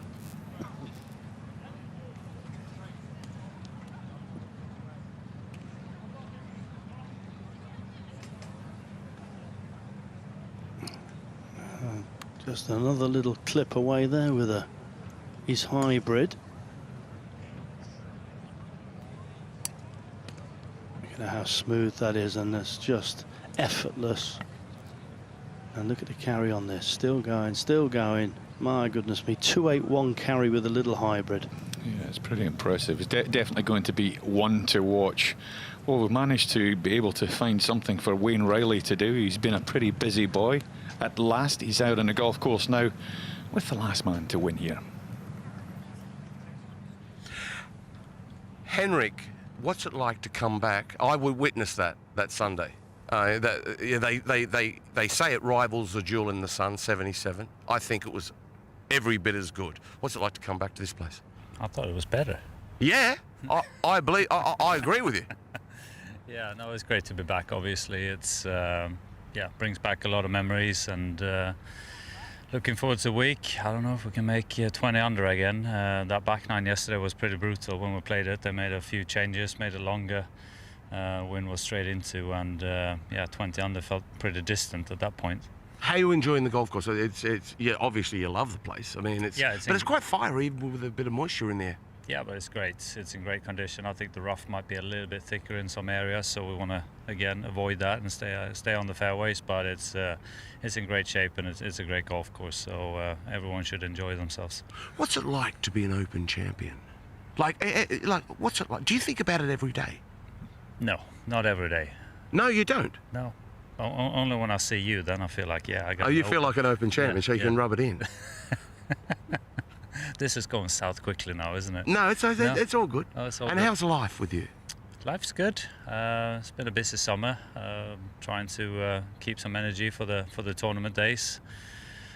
So go easy on me in the open zone later. I don't care what anyone says about you. I like you. Thank you. Likewise. Coming to the end of his 40s now, just 2 years shy of turning 50. Not had the best amount of form of late for Henrik, but I'm sure being back here, he'll be inspired with the great memories that he has of what certainly will go down in history as one of the best duels in Open Championship history. Yeah, it was magic, wasn't it? It was in sort of my living memory, which is quite a lot of Open Championships now, apart from the duel in the sun at Turnberry, Tom Watson and Jack Nicklaus. I think that was the second best coming down the stretch, and yes, it'll never be forgotten. Yeah, a bit more concerned about whether they've just changed the angle of that alignment stick there, as you've got the longer shaft of the driver there. That would change a little bit the way you came into it, but he managed to keep it inside that line he wants.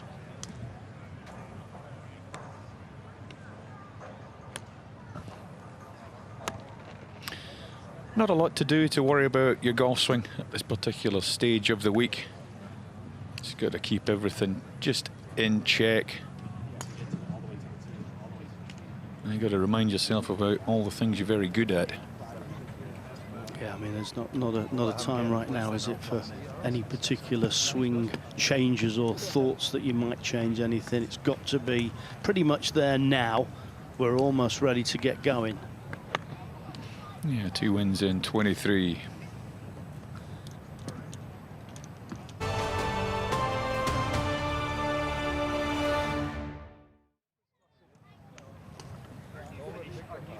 You know, multiple winner a couple of years ago, Houston, and over in Mexico. 6 wins in all he has had. Started off pretty good, and then he had a barren spell for many years, but has become, you know, one of the most prolific winners in recent times. 4 wins in all in the last couple of years.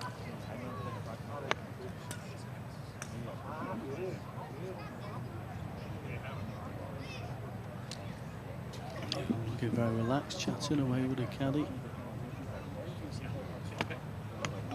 And they might make subtle changes today to the setup in the bag. We were interested in, George was telling us earlier out there with Tiger. Tiger's gone with a 3-wood and a 5-wood and a driving 3-iron. Would you have changed any bits of equipment?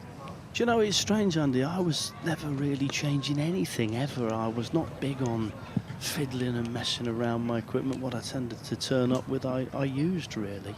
I mean, maybe every now and then with you know, I might make a change with the wedges, maybe slightly. Well, fun, I was going to ask that. What, we're changing the bounce on your wedges? Yeah, I mean, I used to have such little bounce on my wedges anyway, a little bit like Jordan Spieth. Jordan Spieth only has 4 degrees bounce on his wedges. Shane Lowry has 7. Some players have a little bit more than that, and then they will bring extra wedges for very firm ground, and they'll go down slightly in the bounce a little bit, and they'll experiment with that when they get to links conditions, depending on the firmness of the ground. As firm as that ground is, you've got to be careful that bounce doesn't work against you. Some players give you an idea how different that is with Spieth. I mean, 4 degrees of bounce. I mean, some players during a normal season, regular conditions, might have about 12 degrees of bounce on some of their sand irons.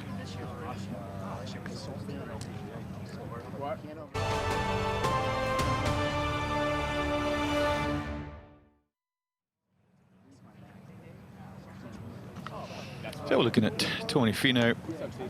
Yeah, wonderful man. Lives, used to be from Utah and lives now in the Scottsdale area now, and an awful lot warmer and drier than it is in these here parts. Coming to his mid-30s.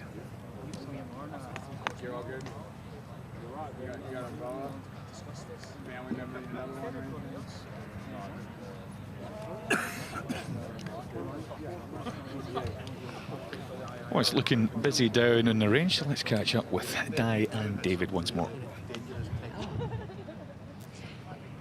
Thanks very much, Andrew. Yeah, David and I have been walking up and down, just getting the steps in, actually, aren't we? 10,000 a day, they say. Yeah, I'm going to go for 20,000. And behind us, if we come round this way, Sepp Straka, yes, the Austrian, who had a good result, didn't he, in the Open Championship last year when Brian Harman won. Second place, yeah, tied second with a couple of others, but yeah, great performance in the Open there. Gosh, in that horrible weather.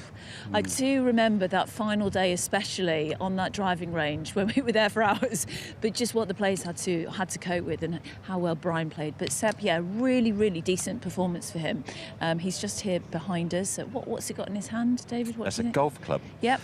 And he's going to hit that ball. Answer. Yeah, it looks like a medium iron, doesn't it? Yeah, nice, lovely rhythm. Should we have a word with him? Yeah, let's find out. Let's go. Find out what he's doing. Sepp, could we grab a quick word with you? Great stuff. If you come over here. Hi, good to see you. Hi. How are you? We were just talking about your second place finish, tied second at the Open Championship last year. Good to be back. Yeah, definitely. Always fun coming here. Hadn't had too much links experience until the last few years, and I've really grown to kind of love playing over here. Yeah, great. So, how are you feeling about your game as a whole at the moment, and how's your season gone for everyone at home? Season's gone pretty well. Haven't had any wins, but pretty consistent over the last 3 or 4 months, and game feels like it's in pretty decent shape. So hopefully, we can have a good week here. Some top tens for this gentleman this season. He's a pretty decent player, isn't he? Well, I just want to know the journey home from Marco Simone on the bus. Were you on the left side of the bus or were you on the right side of the bus? I don't remember, to be honest with you. I think I was on the left side, but it was a little hazy by the time we got out of there. Just that whole experience, what a week it was. It was incredible. It was absolutely incredible. Experience of a lifetime. To do it in Rome was really special, and something I'll never forget for sure. That first tee, I mean, it was so buzzy. The amphitheatre, what was it like to walk out there? Nerve-wracking. It was incredible. It was awesome, but very shaky hands, shaky legs, and it was incredible. I mean, they prepared us for as good as they could for that first tee, and it was exceeded expectations by a mile. Well, this gentleman played in Ryder Cups 55 years ago, and, Thank you. and was very, very good. I remember the K Club. I remember all of it, David. Record victories, record victories. So many records. I don't want to do that on Beth Page. It's all about come on, Sepp. Yeah, come on. Are your thoughts on Beth Page now? And in the back of your mind, because I've seen Luke Donald. He's been walking up and down the range. Yeah, definitely in the back of your mind. Doing it once kind of makes you want to do it even more the next time around. I didn't realize how much I wanted to be on that team, and now knowing that, definitely going to put a little more pressure on myself. But all you can do is just try to play well and work your way onto that team. Beth Page is going to be incredible. To win an away Ryder Cup would be absolutely amazing. So I think we've got the young talent that's capable of doing that. Yeah, so much talent, isn't there? Yeah. Have you played today? Not yet. Going out at 12:50 on the back nine. Okay, going to be a different wind tomorrow, I hear. Is that are you factoring that in? Have you got the same weather forecast as me? Yeah, I think the weather forecast, every time I look at it, changes by the day. So fortunately right now it's looking pretty good. Looking like a little more wind, but no rain. So you got to factor that in during your practice rounds, that you might not end up where you're hitting it in the practice rounds. And tee time tomorrow, and with whom? What are we looking at? I got 104, I think, with Cam Smith. Or no, sorry, not Cam Smith. Jordan Smith and Brendan Todd. So yeah, it'll be be a good 104, yeah, so it's not too much waiting around. We're saying, you know, if you're out late, bringing the bins in, it's really tough, isn't it? Yeah, I was looking at some of those numbers. 427, I think, is the last. I don't even know what you'd do for that long. So yeah, I'm pretty fortunate with that one. Do me a favour, would you? Could you play Jordan for 20 quid tomorrow? Because he took 20 pounds off me a couple of weeks ago at my golf club, so I could do with getting that back. Can we work that tomorrow? Just for you, he will. Yeah. I don't know. I think he's playing some pretty good golf. I don't know if I want to do that. So you were from Vienna, Austria. You were born there. Do you speak German? I do. Yeah. I lived there till I was 14. Yeah. Yeah, great. So I lived in Vienna for a year. I was an assistant in a school. Grüß Gott, wie geht's? How are you? That's about it. I forget, languages. To keep up with languages, it's super impressive. Lovely to chat to you, and we wish you the best of luck. Do you speak any languages, David? Absolutely. Left-handed something in the evening, but no, just not really. English. Yeah. Seb, good luck and enjoy this whole experience of being. It's just magical, isn't it? It is. Yeah, it's always a special week, and I've grown to really love this week, and it's definitely my probably second favorite of the year. Yeah. What's it? 10 tomorrow. What time? 104. Yeah. 104. Look out for him, Seb Stracker. Great stuff. Good luck. Thanks so much. Good to see you. Good to see you. Thanks, Seb. Cheers. Take care. Okay, great. Let's get back to comms.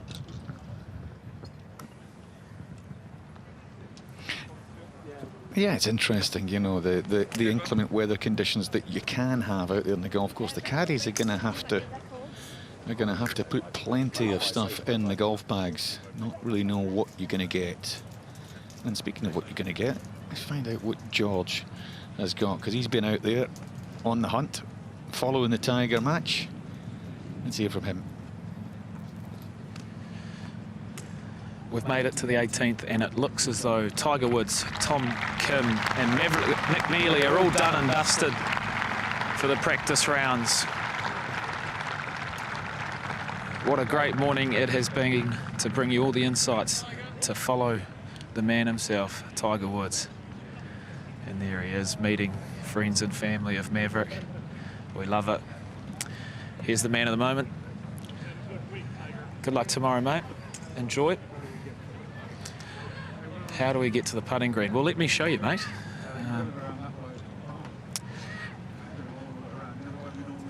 Follow your way around. There you go. So tomorrow, 2:37, he tees off. And he is playing with Patrick Cantlay and Xander Schauffele, an All-American lineup. Has he got the flexibility? Oh, yeah, he's looking good. He's fighting fit. And there he goes. A couple of extra putts. How's the athleticism? Oh, brilliant. Tom Kim, how are you, mate? How was your day? Good. Enjoy that round? Yeah. Always a pleasure? Yeah, bet it is. There he is. How cool is that, getting to play 9 holes with your absolute idol? Better never stop. Straight onto the putting green. And straight to his one-handed putting drill, which he has done for so many years. An old favourite of Tiger's, with that Scotty Cameron putter, which almost has a hole in the middle of the club face. Now he'll do a little gateway, set up his 2 tees either side of the putter. There we go, mark it out. Find a flat enough putt. There we go, job done. We've seen this before, we'll see it again. Put the pressure on, that club face coming through straight. Things we love to see. Royal Troon has looked an absolute picture this morning. Not a lot of breeze, calm conditions. Hopefully not giving these guys too much of a false hope for the week to come. Seems like Saturday is going to be the day to duck for cover. But there we have it. 2:37, Tiger Woods will tee off this afternoon. And by this afternoon, I mean tomorrow afternoon. It's been an absolute pleasure following him, so we can't wait. Practice is done. It is now game day tomorrow. We're going to pop back out on course. We might try and find some Rory McIlroy action for you, but not a bad way to start your Wednesday. Tiger Woods, over and out. Yeah, he's in. George's favourite colours. Alex Noren, he's sort of my outside bet for the week. This week, a lot of good form. Still yet to win in America. 2016 on the DP World Tour, still his best year. Won 4 times in a short period of time. Cracking player. Tremendous short game skills. I was just about to say, Andy, before you said that, that's the thing again when you look at Noren that really spins the ball amazingly well. I don't think there's many players in the game of golf that spin the ball more than he does, so he can control the flight spin of these little shots around the greens. And that has been a trademark of his career, that wonderful touch and feel. Finished 10th last week in the Genesis as well, and very consistent. He only missed his first cut of the year all the way back in Canada, so a lot of tremendous golf. JT Poston in there. Quite an underrated player, good player on the PGA Tour, having a good season. There's Poston, wonderful putter. He's got a split-handed putting grip. A loop further down. The off back of Alexander Bjork down there. He spent a little bit of time over on the PGA Tour, one of the dual cards that he got last year, but he's found it a little tricky to acclimatise. It's not easy for everybody. Yeah, that's more the issue, isn't it? I mean, he's wonderfully consistent player on the DP World Tour, and it's not so much you can't find that consistency necessarily on the PGA Tour. It's just very different, isn't it? It's a change of lifestyle. It's a change of, you know, the friends you hang around with, the camaraderie, the ambience when you're not on the golf course is so hugely important to how you feel on the golf course when you get to the golf course to play, and the fun you have on and around a tournament. Even, you know, once you're on the golf course, of course it's serious, but on the range and afterwards and in the players' lounges, you know, I think the DP World Tour is undoubtedly the friendliest tour in the world. So many different nationalities, and that's what they miss when they go to America, and that's the biggest adaptation for me for all of those guys that get one of these 10 cards that we now have onto the PGA Tour. And it's that lifestyle change, isn't it? Yeah, massive. I think you know, we've seen it historically in the past. It's not about the game, it's just about being able to fit in. Some players can do it, some players find it a lot more challenging. See the very bright coloured golf bags on the range. The manufacturers produce their own bags for the major championships, so they're one-offs. Each player that qualifies for the majors comes along and gets himself a new golf bag. Nacho Rivera took 195 events before he claimed his first, and to date, actually, beg your pardon, 2 wins, because he won this year in Sudal. Won his first event way back in 2021, the Kazoo Open. So Heath Thigala, one of the exciting talents on the PGA Tour, now a winner. A great moment last week.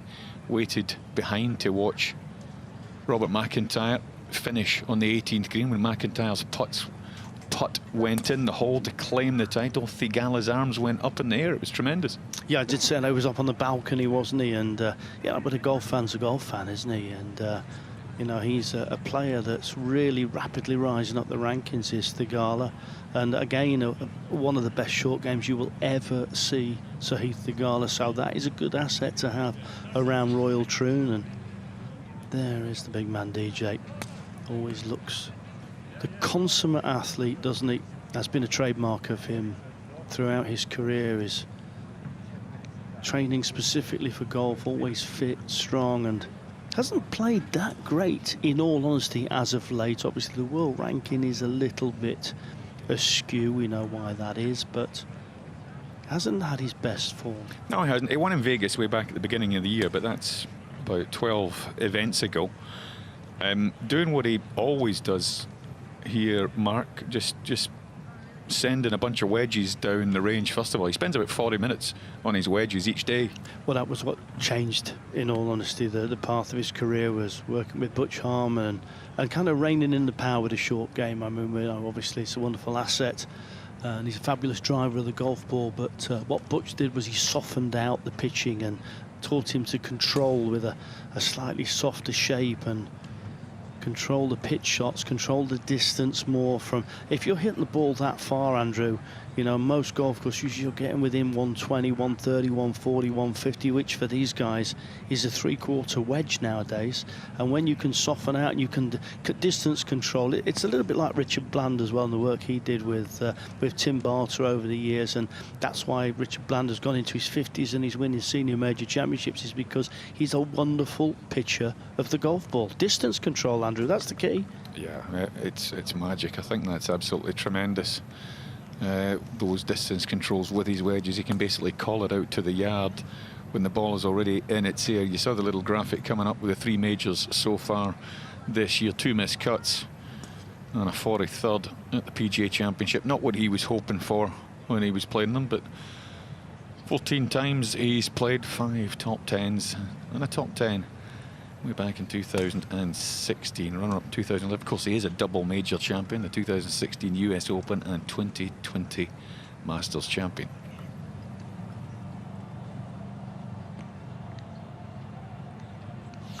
See, I love it. He's in there dialing in his wedges and something that is immediate feedback, and a lot of the other players are working a little bit on their golf swing, trying little technical changes. He's not. He's just dialing in the numbers. It's great feedback.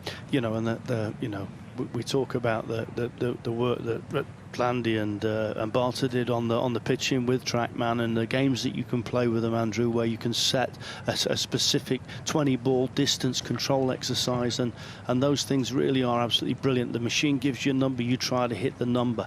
That's a wonderful way to practice. It's so specific, and it gives you instant feedback. And that occasion there, virtually no curve. We saw just a few minutes ago the curve on it was 6 feet. And as I said yesterday, maybe a bit of crosswind. Some of these pitches were actually moving between 10 and 17 feet. Well, this is remarkable what they can do over there on the top tracer. What they can superimpose these wedges onto the postage stamp. That's terrific. Such a tiny little green, one of the world's great par 3s, the postage stamp. And I tell you what, you take 4 balls on that green and not play the hole. 4 balls and 2 putt and play it in 12, happy days. Absolutely. What a setting. You do not go for the pin up the back. If you do, you take your life in your hands. The coffin bunker just behind where that flag is, you put it in there. You'll be very lucky if you can hold the green with your next shot. And if you put it in the bunker on the other side, you're staring 6 in the face. Just, well, 112 yards. Sometimes they play at about 100 yards. Just the most idyllic but treacherous par 3 in the world. Yeah, well, we say so often, don't we, that the truly great par 3s in the world of golf are not 245 yards long or more. They're just wedges, and they're tricky in different ways. And this is, well, I mean, this 8th hole, the postage stamp, is simply one of the most famous par 3s in the game. So, of course, Dustin's just over there dialing in his yardage. He's not playing a yardage of 111. He's just heading his ones, which are up there about 120, I think they are. Something a little deeper into the back of the green there, but that's where that would be. But you won't see too many players trying to knock it up there when the tournament starts on Thursday. There you go. That's a little bit of wedge work done, and he'll move on through the bag. That's normally what the players do. They start just with some 3/4 swings, half swings, 3/4 swings, just get the body loose, don't get it moving. I mean, most of these players will have actually done some exercises before they come to the range. They work out with the personal trainers in the mornings just to get everything activated. I just think how the game has changed over the years is quite amazing. But it has become a more athletic game, and that's a good thing. Okay, Justin will take a little bit of time out before he maybe steps up through the clubs. We get an opportunity to catch up with Wayne Radar Riley once more. 1998, you exploded onto the scene. I was watching it because I missed qualifying that year. Did you? Yeah, I did, yeah. And you chip in on the last. And now this year you had to qualify, which I couldn't believe. I thought they might give you a special exemption, but we haven't got round to that yet. But some people need a special exemption. Sometimes they are warranted. But geez, it's been a nice ride, hasn't it? It has, mate. Yeah. No. Listen, time slips on by, doesn't it? And you know, these little signs that the game isn't getting any easier are sort of starting to approach. But it doesn't mean that I feel less confident or less motivated these days. I'm still enjoying it, and yeah, listen, it's probably a little bit more gratitude to be in the field, because obviously, you know, you have 20-year spell where you're in the Open, you kind of beginning of the year, you go, that's my schedule, bang, bang, bang, bang, bang. But these aren't a given, do you know what I mean? You do have to earn your way into them, and that's obviously still part of my goals going forward. The golf course. Yeah. Rosie, I mean, you look at it, I mean, look, we're not, you've had the practice rounds. I know as a player myself, you come out here and you have practice rounds and there's no wind. It's beautiful weather. Yeah. It's not going to happen, is it? How do you batten down the hatches ready for what will come, which will be inclement weather? Yeah, what is the deal? What is the forecast radar? I don't know. I think it's going to get up to 20. Pretty solid southerly. A little bit tomorrow. of, yeah. Yeah, so yeah, obviously we're looking at every hole. Like we had a long discussion on what to hit off this tee. Can you cover the right bunker? Do you hit 3-wood short left? La la la. But then all that's a bit null and void tomorrow because it's in off the right, so you're going to be forced into a different club, different shot making. So yeah, although we're playing it today and trying to get some type of feel, you're sort of preempting what tomorrow might look like. The English Rose. G'day, mate. Love your work. Cheers, Radar.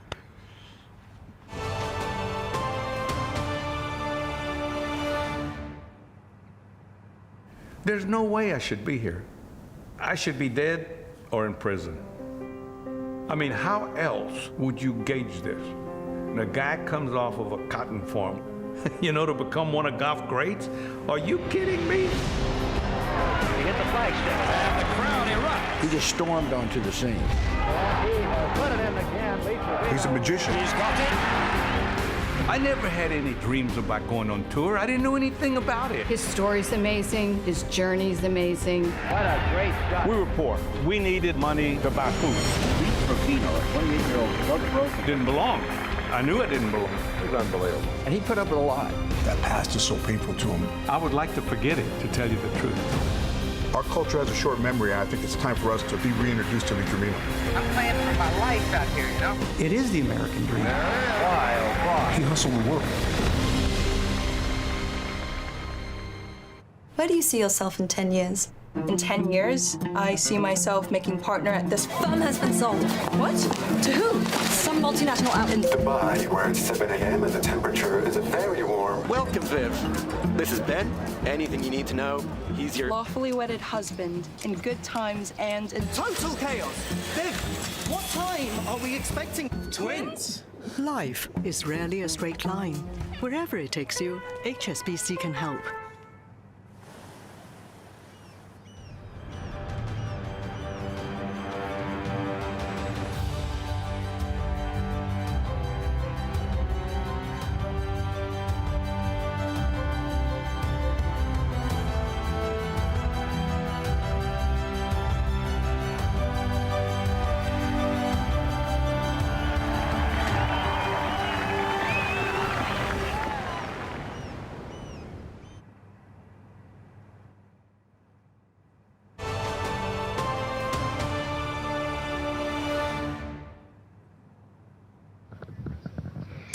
We are jumping around different players here live at the range. Jordan Smith is on your screen right now with his coach. I'm here with David Howell. David, you know Jordan, you've known him for many years now. This is his 4th Open Championship. He's got an alignment stick under his right arm. What is he doing here? I hope he's placed that there, and he has placed that there. I've got no idea, but his coach, Simon Shanks, is with us, and Jordan will know what he's doing. It's pretty complicated, doesn't it? But whatever it is, it works, because this boy is an absolute flusher. Flusher. Jordan, can we have a word? Can we have a chat? Jordan, what's he has no idea what you're doing. Do you have any clue? Don't have a clue. No clue. So obviously we went out and played the back 9 yesterday, so we had a strong into left to right wind, and I found myself just getting a bit on top of it, trying to start the ball left, and it was just going on the wind too much. So this is just put it under my armpit and basically keep my arms stuck to it so my body turns, and the arms stay behind me rather than throwing them out in front. Love it. That's Yeah. another swing thought I can try. Yeah. Brilliant. To add to Simon, we're the- going to tell me about that in a minute. Once we're done with this, you can talk me through it. Awesome. And hitting it well, I'm sure, because you always do. Yeah. Unfortunately, we didn't have the week that we wanted last week, but that meant we could get a day early and get out on the course and really go to town on the course and figure out how we're going to attack it. So yeah, it's been a good week so far. Well, you had a great week the week before in Germany, came close to another victory, second place, just fell short once again, but some great golf in there, no doubt about that. So you must be really feeling pretty good about things. Yeah, there was a lot of good stuff. Just the final round, Yubo just didn't really make any mistakes. So I got to the last few holes and I was always chasing and took on the famous 16th there and went for it, and unfortunately it landed in the water. But I mean, I had to take it on to try and win. So it was a really good week. Yeah, fabulous experience. David was there for 2 days. Thank you. Yeah. he did say that as we were coming over. He said, yeah, I just made a short appearance in Germany. But you've been there many times in fact, you've been pretty successful there. Wow, you know, winner. Blind score, and all that. You find a nut occasionally, yes. But yeah, I have won that one. Yeah, You're right, great. yes. So, really good second place finish there, and coming here to the OB. I know it didn't go according to plan last week at the Scottish Open, but yeah, still extra time to practice here. Rory earlier on, he said the practice really happens out on the course. You know, the bounces that you get. Sean Crocker was saying the same thing. You just don't know what you're going to get with links golf, and that's the beauty of it. Yeah, 100%. I mean, we've spent a lot of time out there around the greens. I mean, we've been using everything from a lob wedge up to sort of 7-iron, 6-iron, because there's a lot of runoffs. So we're finding that an 8-iron around the green is a bit more predictable than, say, a lob wedge or a sand wedge. So I think you're going to see a wide variety of shots, that's for sure. Well, and you're playing with Sepp Stracker tomorrow, and we just spoke to Sepp, and I tried to goad him into playing you for £20 tomorrow to get my £20 that you took off me a couple of weeks ago. But in fairness, he said, no, Jordan's an absolute flusher. He's too good, so he's not going there. So there we go. I'm not going to get my money back. Yeah, he just wants his private. He just wants his money. Yes. Wants his money back, doesn't he? I think that's a really good tip for everybody watching at home. Can you just show us again what exactly? Yeah. So there we go.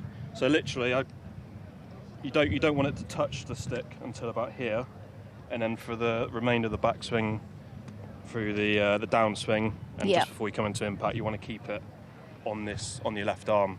So you simply just put it under your armpit, and it just falls into place there, and just keep it touching your left arm for as long as you can, which keeps your arms behind you, rather than throwing it out on top and getting too down and too left. Brilliant. We love these nuggets. It's so useful for everyone at home.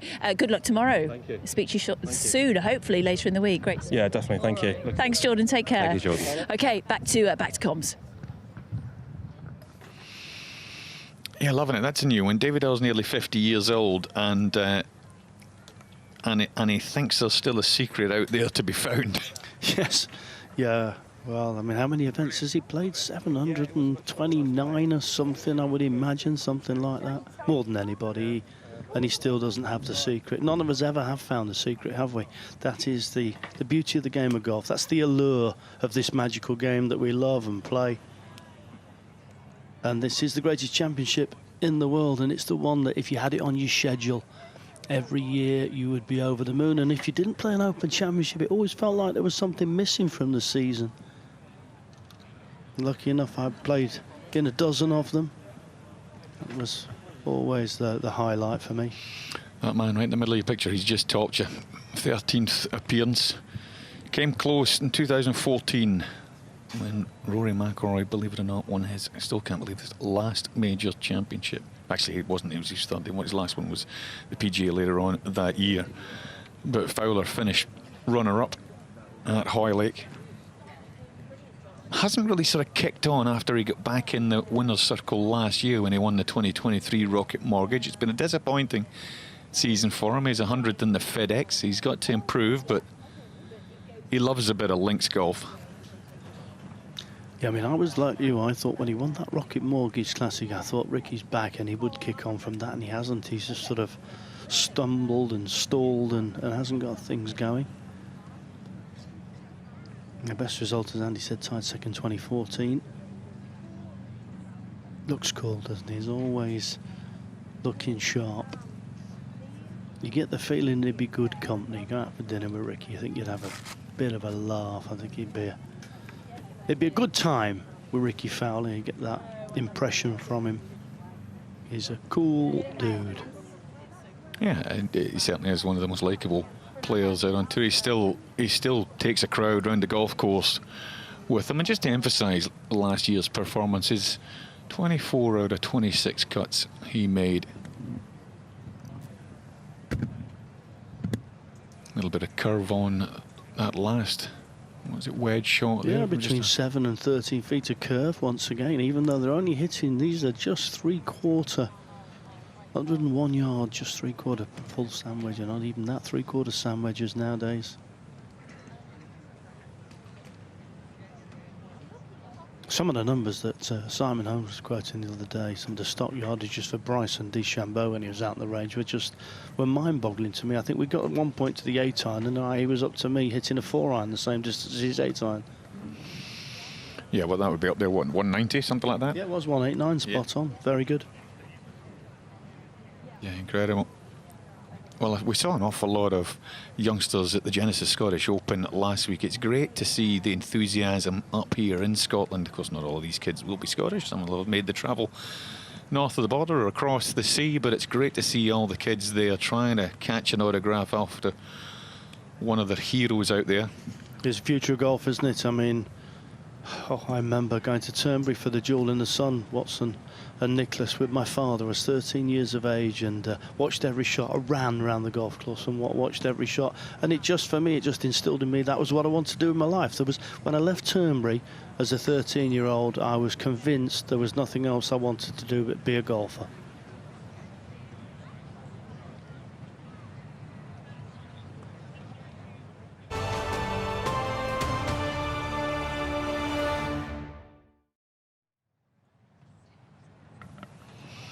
Welcome back live at the range. Yeah, 152nd Open at Royal Troon as well. On the Ayrshire coast, a beautiful stretch of golfing terrain. Beautiful county, actually, with a considerable amount of golfing history. Wealth of venues. We're looking at Ricky Fowler. He's in the middle of your picture there. 35 years old now, Ricky. Got the 6 wins on the PGA Tour. Does have 2 wins on the DP World Tour, on the 2015 Scottish Open on the east coast of Scotland over there, the wonderful Gullen Golf Course, and of course the 2016 HSBC Abu Dhabi Championship. Yeah, I think some of the best work he did on his golf game, with his golf swing, was with Butch Harmon. Missing Butch this week. It's strange to be at a major championship and not see Butchie. Hopefully he's listening. We send our love to him. Absolutely. Yeah, miss you, Butch. Hope you're well. Fowler also just hitting away a few wedges there, and it's remarkable if you get the opportunity to see the changes. You know, that the backswing was very flat. Club almost sort of as it was parallel at the top of his backswing, sort of halfway down his back. He's lifted that an awful lot higher in the backswing.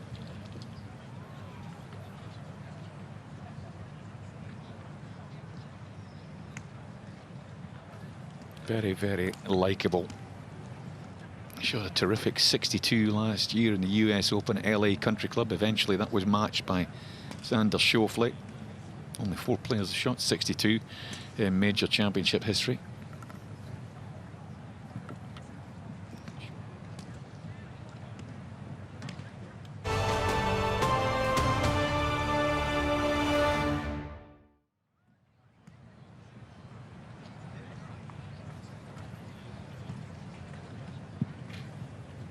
Quite interesting there, as he was just hitting that sort of 3/4 swing there. He looked like he was hovering the iron as well. I mean, most players do hover the driver.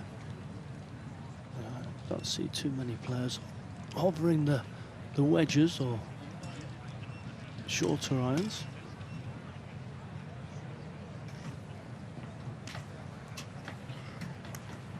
What's a little bit of white tape on his hand, therefore? Got it in his right hand. I'm still looking to see if I can spot it. You're like, got eagle eyes, Andrew. Oh, you'll see it, don't worry.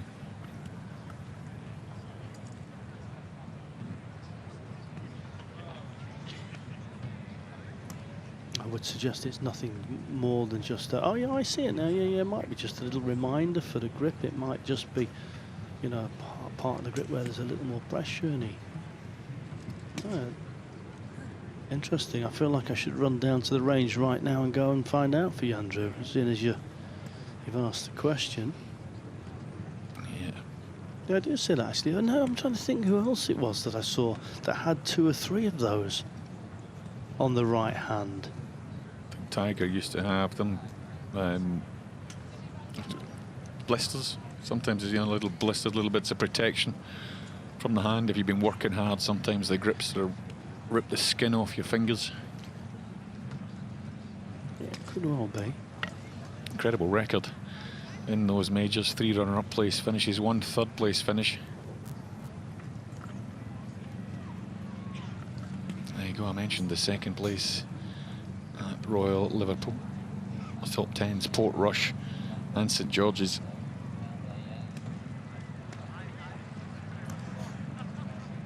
I first remember I was following him out on course when he was playing at Royal St George's. I think it was way back in 2011. I think that might have been his first Open, and I was just so impressed. It was a really tough day out there. Usual British summer kicking in, tremendous wind, rain squalls, and I was watching a young American talent that could really control the ball flight, keep it down, play it high, make the ball dance. Very impressive. Spotted there. Gonzalo Fernandez Castaño, we're hiding under the yellow cap. 7-time DP World Tour winner. One of the young Spanish prodigies there that he's mentoring. And I spotted Tiger, I think, sneaking up on the backside there behind them. And I just remember once on the range here, and it was actually at this championship, and I was on the range, and Jack Nicklaus came up behind me and put his practice balls down. I didn't realise he was there, and as soon as I realised he was there, I shanked the next 3. Yes, you could just sort of feel the presence. Honestly, I was just happily hitting wedges, and then all of a sudden I thought, oh my goodness, it's Jack Nicklaus. He just put his balls down behind me. Shank, shank, shank. Morning, Jack. Looks like somebody's told Shane the weather was going to be good today. He's made of stern stuff, isn't he? 2019 Champion Golfer of the Year. What a week that was. Just made the ground tremble with excitement and noise from the Irish fans over there at Portrush when he was striding down the final few holes on certainly the Saturday evening, and then of course he would follow it up marvellously the following day. Isn't that just the most wonderfully fluid golf swing? One of the great wedge players in the game, one of the great short game exponents. Played alongside McIlroy in the Zurich Classic in New Orleans. Of course, they won that in a playoff. Tied 9th in the Travelers. And a good performance also in the PGA Championship at Valhalla. Actually had a chance to shoot 61. Missed a 10-foot putt on the last, but one of those 4 players that have a 62.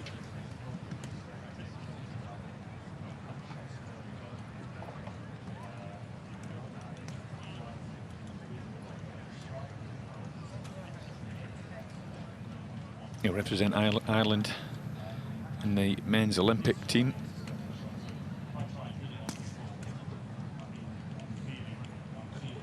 Nice little narrow stance, and yeah, very, very smooth golf swing. Just great balance, hasn't he? You know, when you get standing alongside, he was a lot bigger than you think he is. He's a big, tall, strong chap, Shane Lowry, but everything, the key is balance. You know, all the technology in the world and all the gadgets and all the gimmicks, but eventually it will be a game of balance. Well, of course, he's got that name on the magnificent trophy. I mentioned it was way back in 2019. Let's have a little reminder of how successful he was then.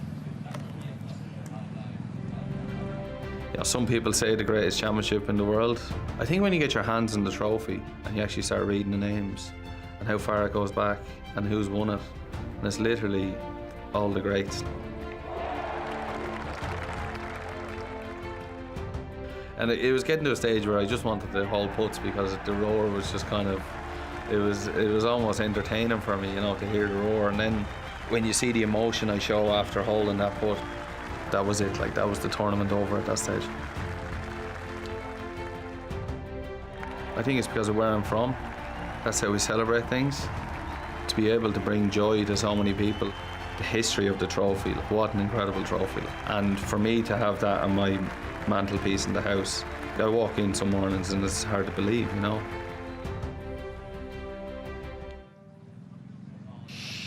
An incredible 63 on the Saturday to take a 4-shot lead into the final round. I cannot imagine how difficult that must have been to sleep that night. Yeah, it's well, it's a different feeling, isn't it? And everybody copes with the emotions of that differently. It doesn't seem 5 minutes ago to me when I see him as a young amateur at the Irish Open, with the policeman coming on to keep everybody from him as he held that winning putt to win the Irish as an amateur, which was just an amazing achievement. What a career. And, you know, you never know where you're going to go in the game of golf, but you'd say that he has really gone to... He scaled the heights, and you know, I love watching him play golf because I love the creativity of his short game. I mean, that's something that I obviously sort of specialise in and love and enjoy, but no, he's a complete golfer, but he's a great attitude, and he's very much, you know, right, okay, I've won the Open, let's go to the pub and have a drink together, you know, and that's a rare commodity, really. He doesn't seem like he's ever become anything other than the Shane that everybody will know and love at home, you know. Swinging well, actually. I like the rhythm of that swing. I like it. It's very smooth. We've seen a lot of different sort of drills and all sorts of stuff going on with the alignment sticks. A few that I wouldn't want to try myself with my golf swing, Andy. Otherwise, I'd be an A&E.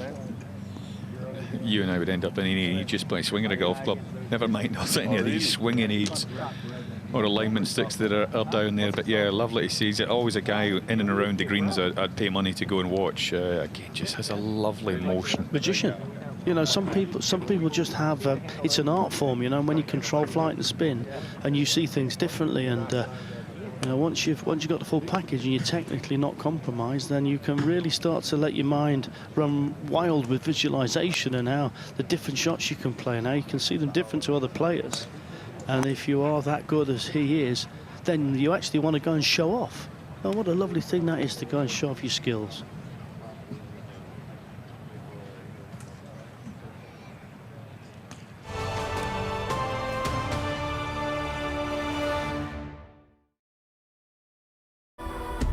On the tee. She's staring this one down, and for good reason. Look at this. Just delightfully done. She's on top of the world. Going directly at the hole. Really well. Go on. Oh, get in there. There's something about the AIG Women's Open. Oh, my goodness.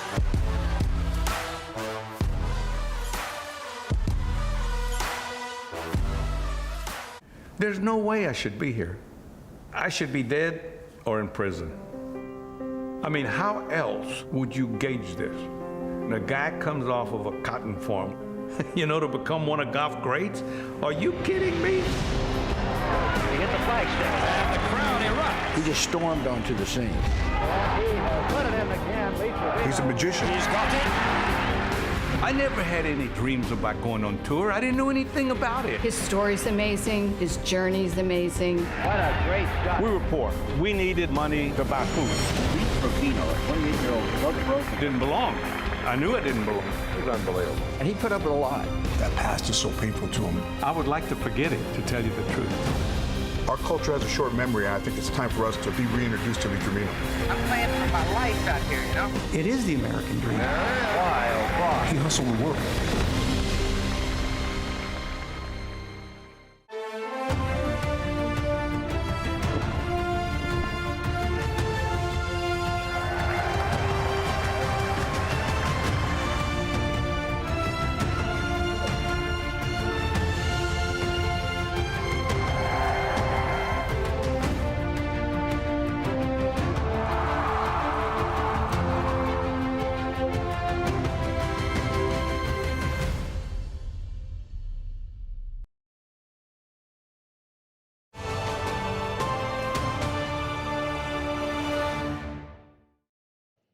Delighted to be joined on the range by Tisha All In. Tisha, great to see you. Great to see you. Great to officially meet you. Awesome. Well, now you played professionally from 2015 to 2018. I did. Professional golfer turned into an amazing, brilliant influencer. I mean, you've got almost 500,000 followers on social media, possibly more. But tell us a little bit about what you do.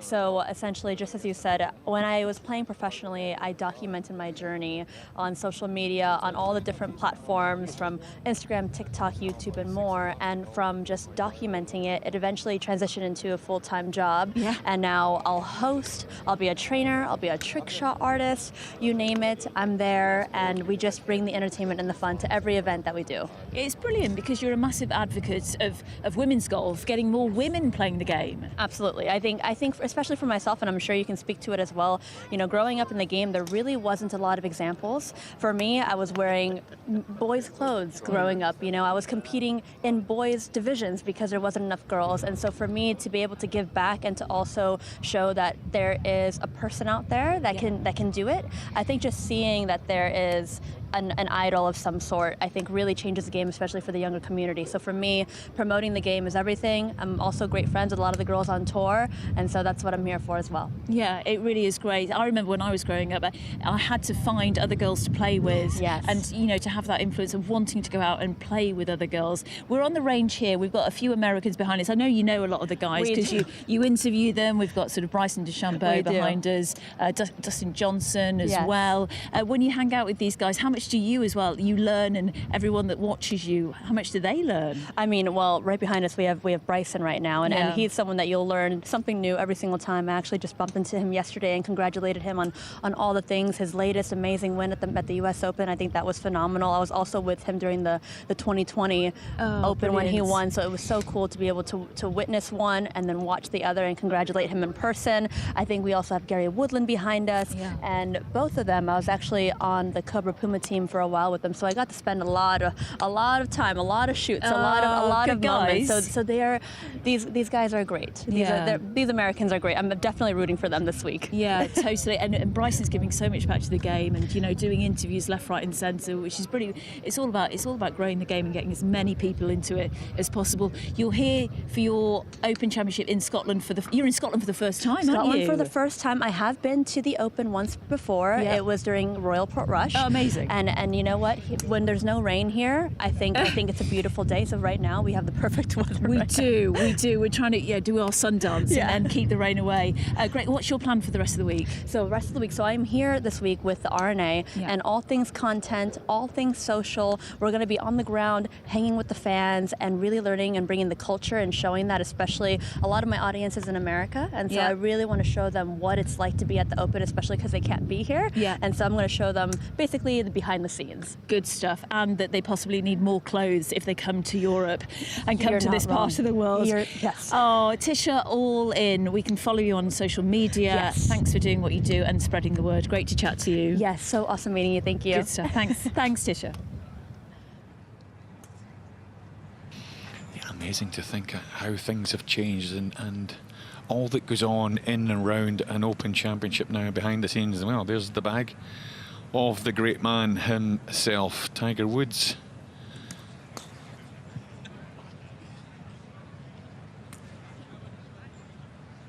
Amazing the appetite there for Tiger to go out and keep working and keep grinding out. And we saw him earlier with George on the course, just hopping over the railings to hit a few putts, and I must say he looked to still be moving a little gingerly. He didn't look like he was walking so comfortably, and yet he's still back out there on the range working. And well, you can have a debate between yourselves as to who is the greatest of all time, whether it is Tiger or whether it is Jack Nicklaus. And there's a sort of generation argument there probably as well for people that grow up with Jack and then the people that grow up with Tiger, but you certainly are looking at one of the two greatest golfers in the history of the game.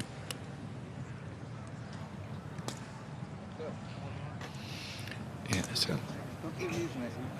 certainly was 3 Open Championship wins, 15 majors in all, and the man in the modern era, the modern times, our modern times, absolutely revolutionised this game, the interest a complete global superstar.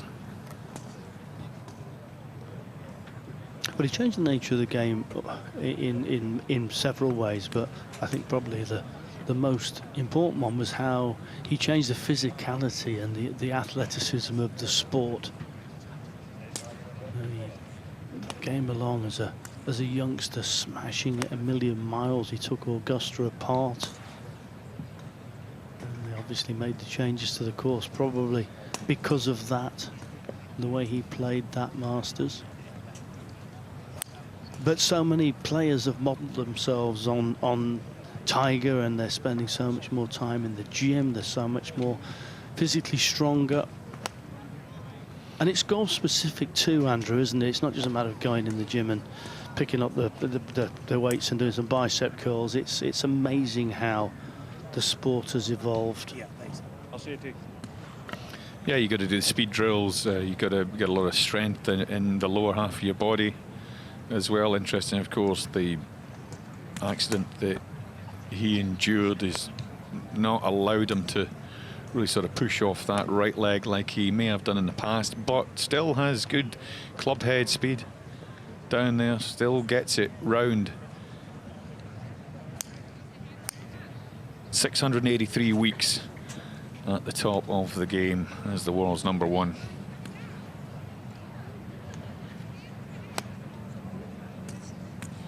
It's still an absolute joy to watch, isn't it? It really is. It's such a beautifully connected motion. Synchronicity personified. And in his mind, in his heart, Tiger will never ever believe that he can't win, will he? He's not here because there's no ceremony in Tiger, you know, as long as he can. I mean, look how straight that is. That top tracer line would have never known. Yeah, that's been a great addition to the game of golf, hasn't it? Ground obviously relatively flat here at Royal Troon, right on the edge of the coast.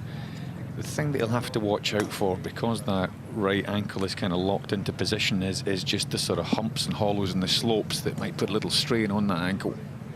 I mean, side hill lies must be so difficult for him to hit from with those physical challenges. Much talked about Xander Schauffele, 53, I think consecutive cuts, maybe 54. Well, that man there went 142 consecutive cuts. From 1997 at the Canadian Open, he missed the cut. He then went 9 years without missing another cut.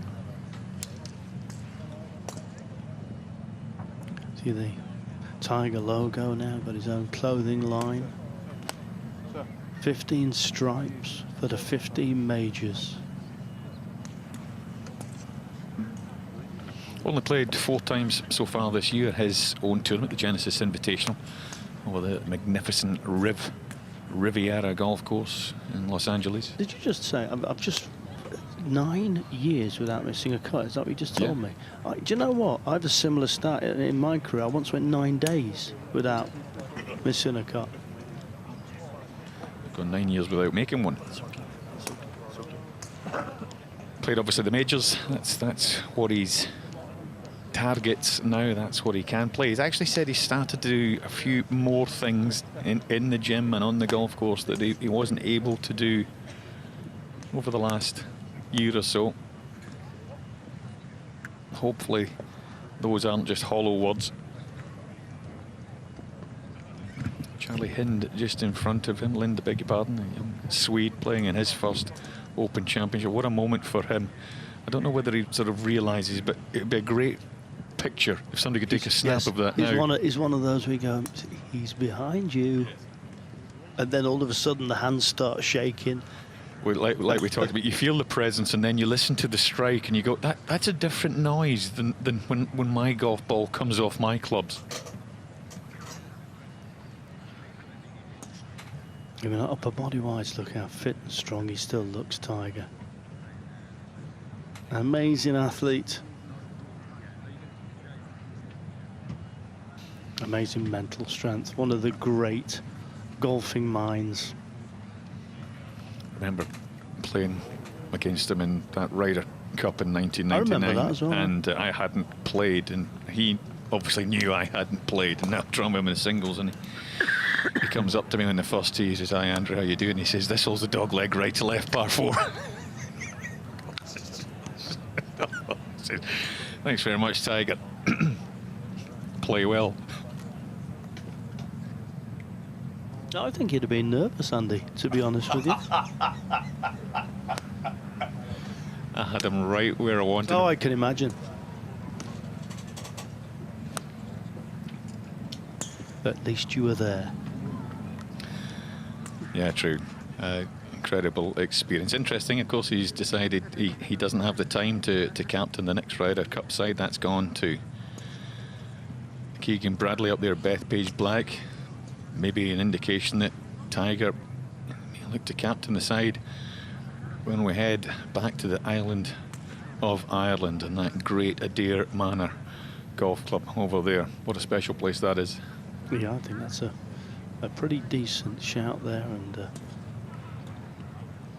he's quite involved with the PGA Tour and the politics of the game as well, which takes up a lot of time and energy, and just the timing wasn't quite right for him. Well, he has a tremendous legacy that he quite rightly wants to protect. I think, you know, all the young kids over the last 30 years just want to, you know, aspire to achieve anything that man has achieved. So many records he has set.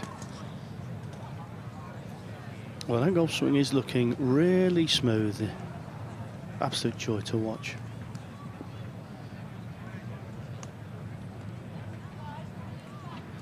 Great to see him here take a huge gallery wherever he walks. Great to see him back in Scotland.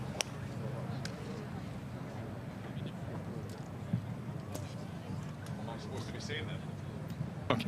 Well, as we draw to a close of this morning's action here at Royal Troon, we'll head back down to Dye.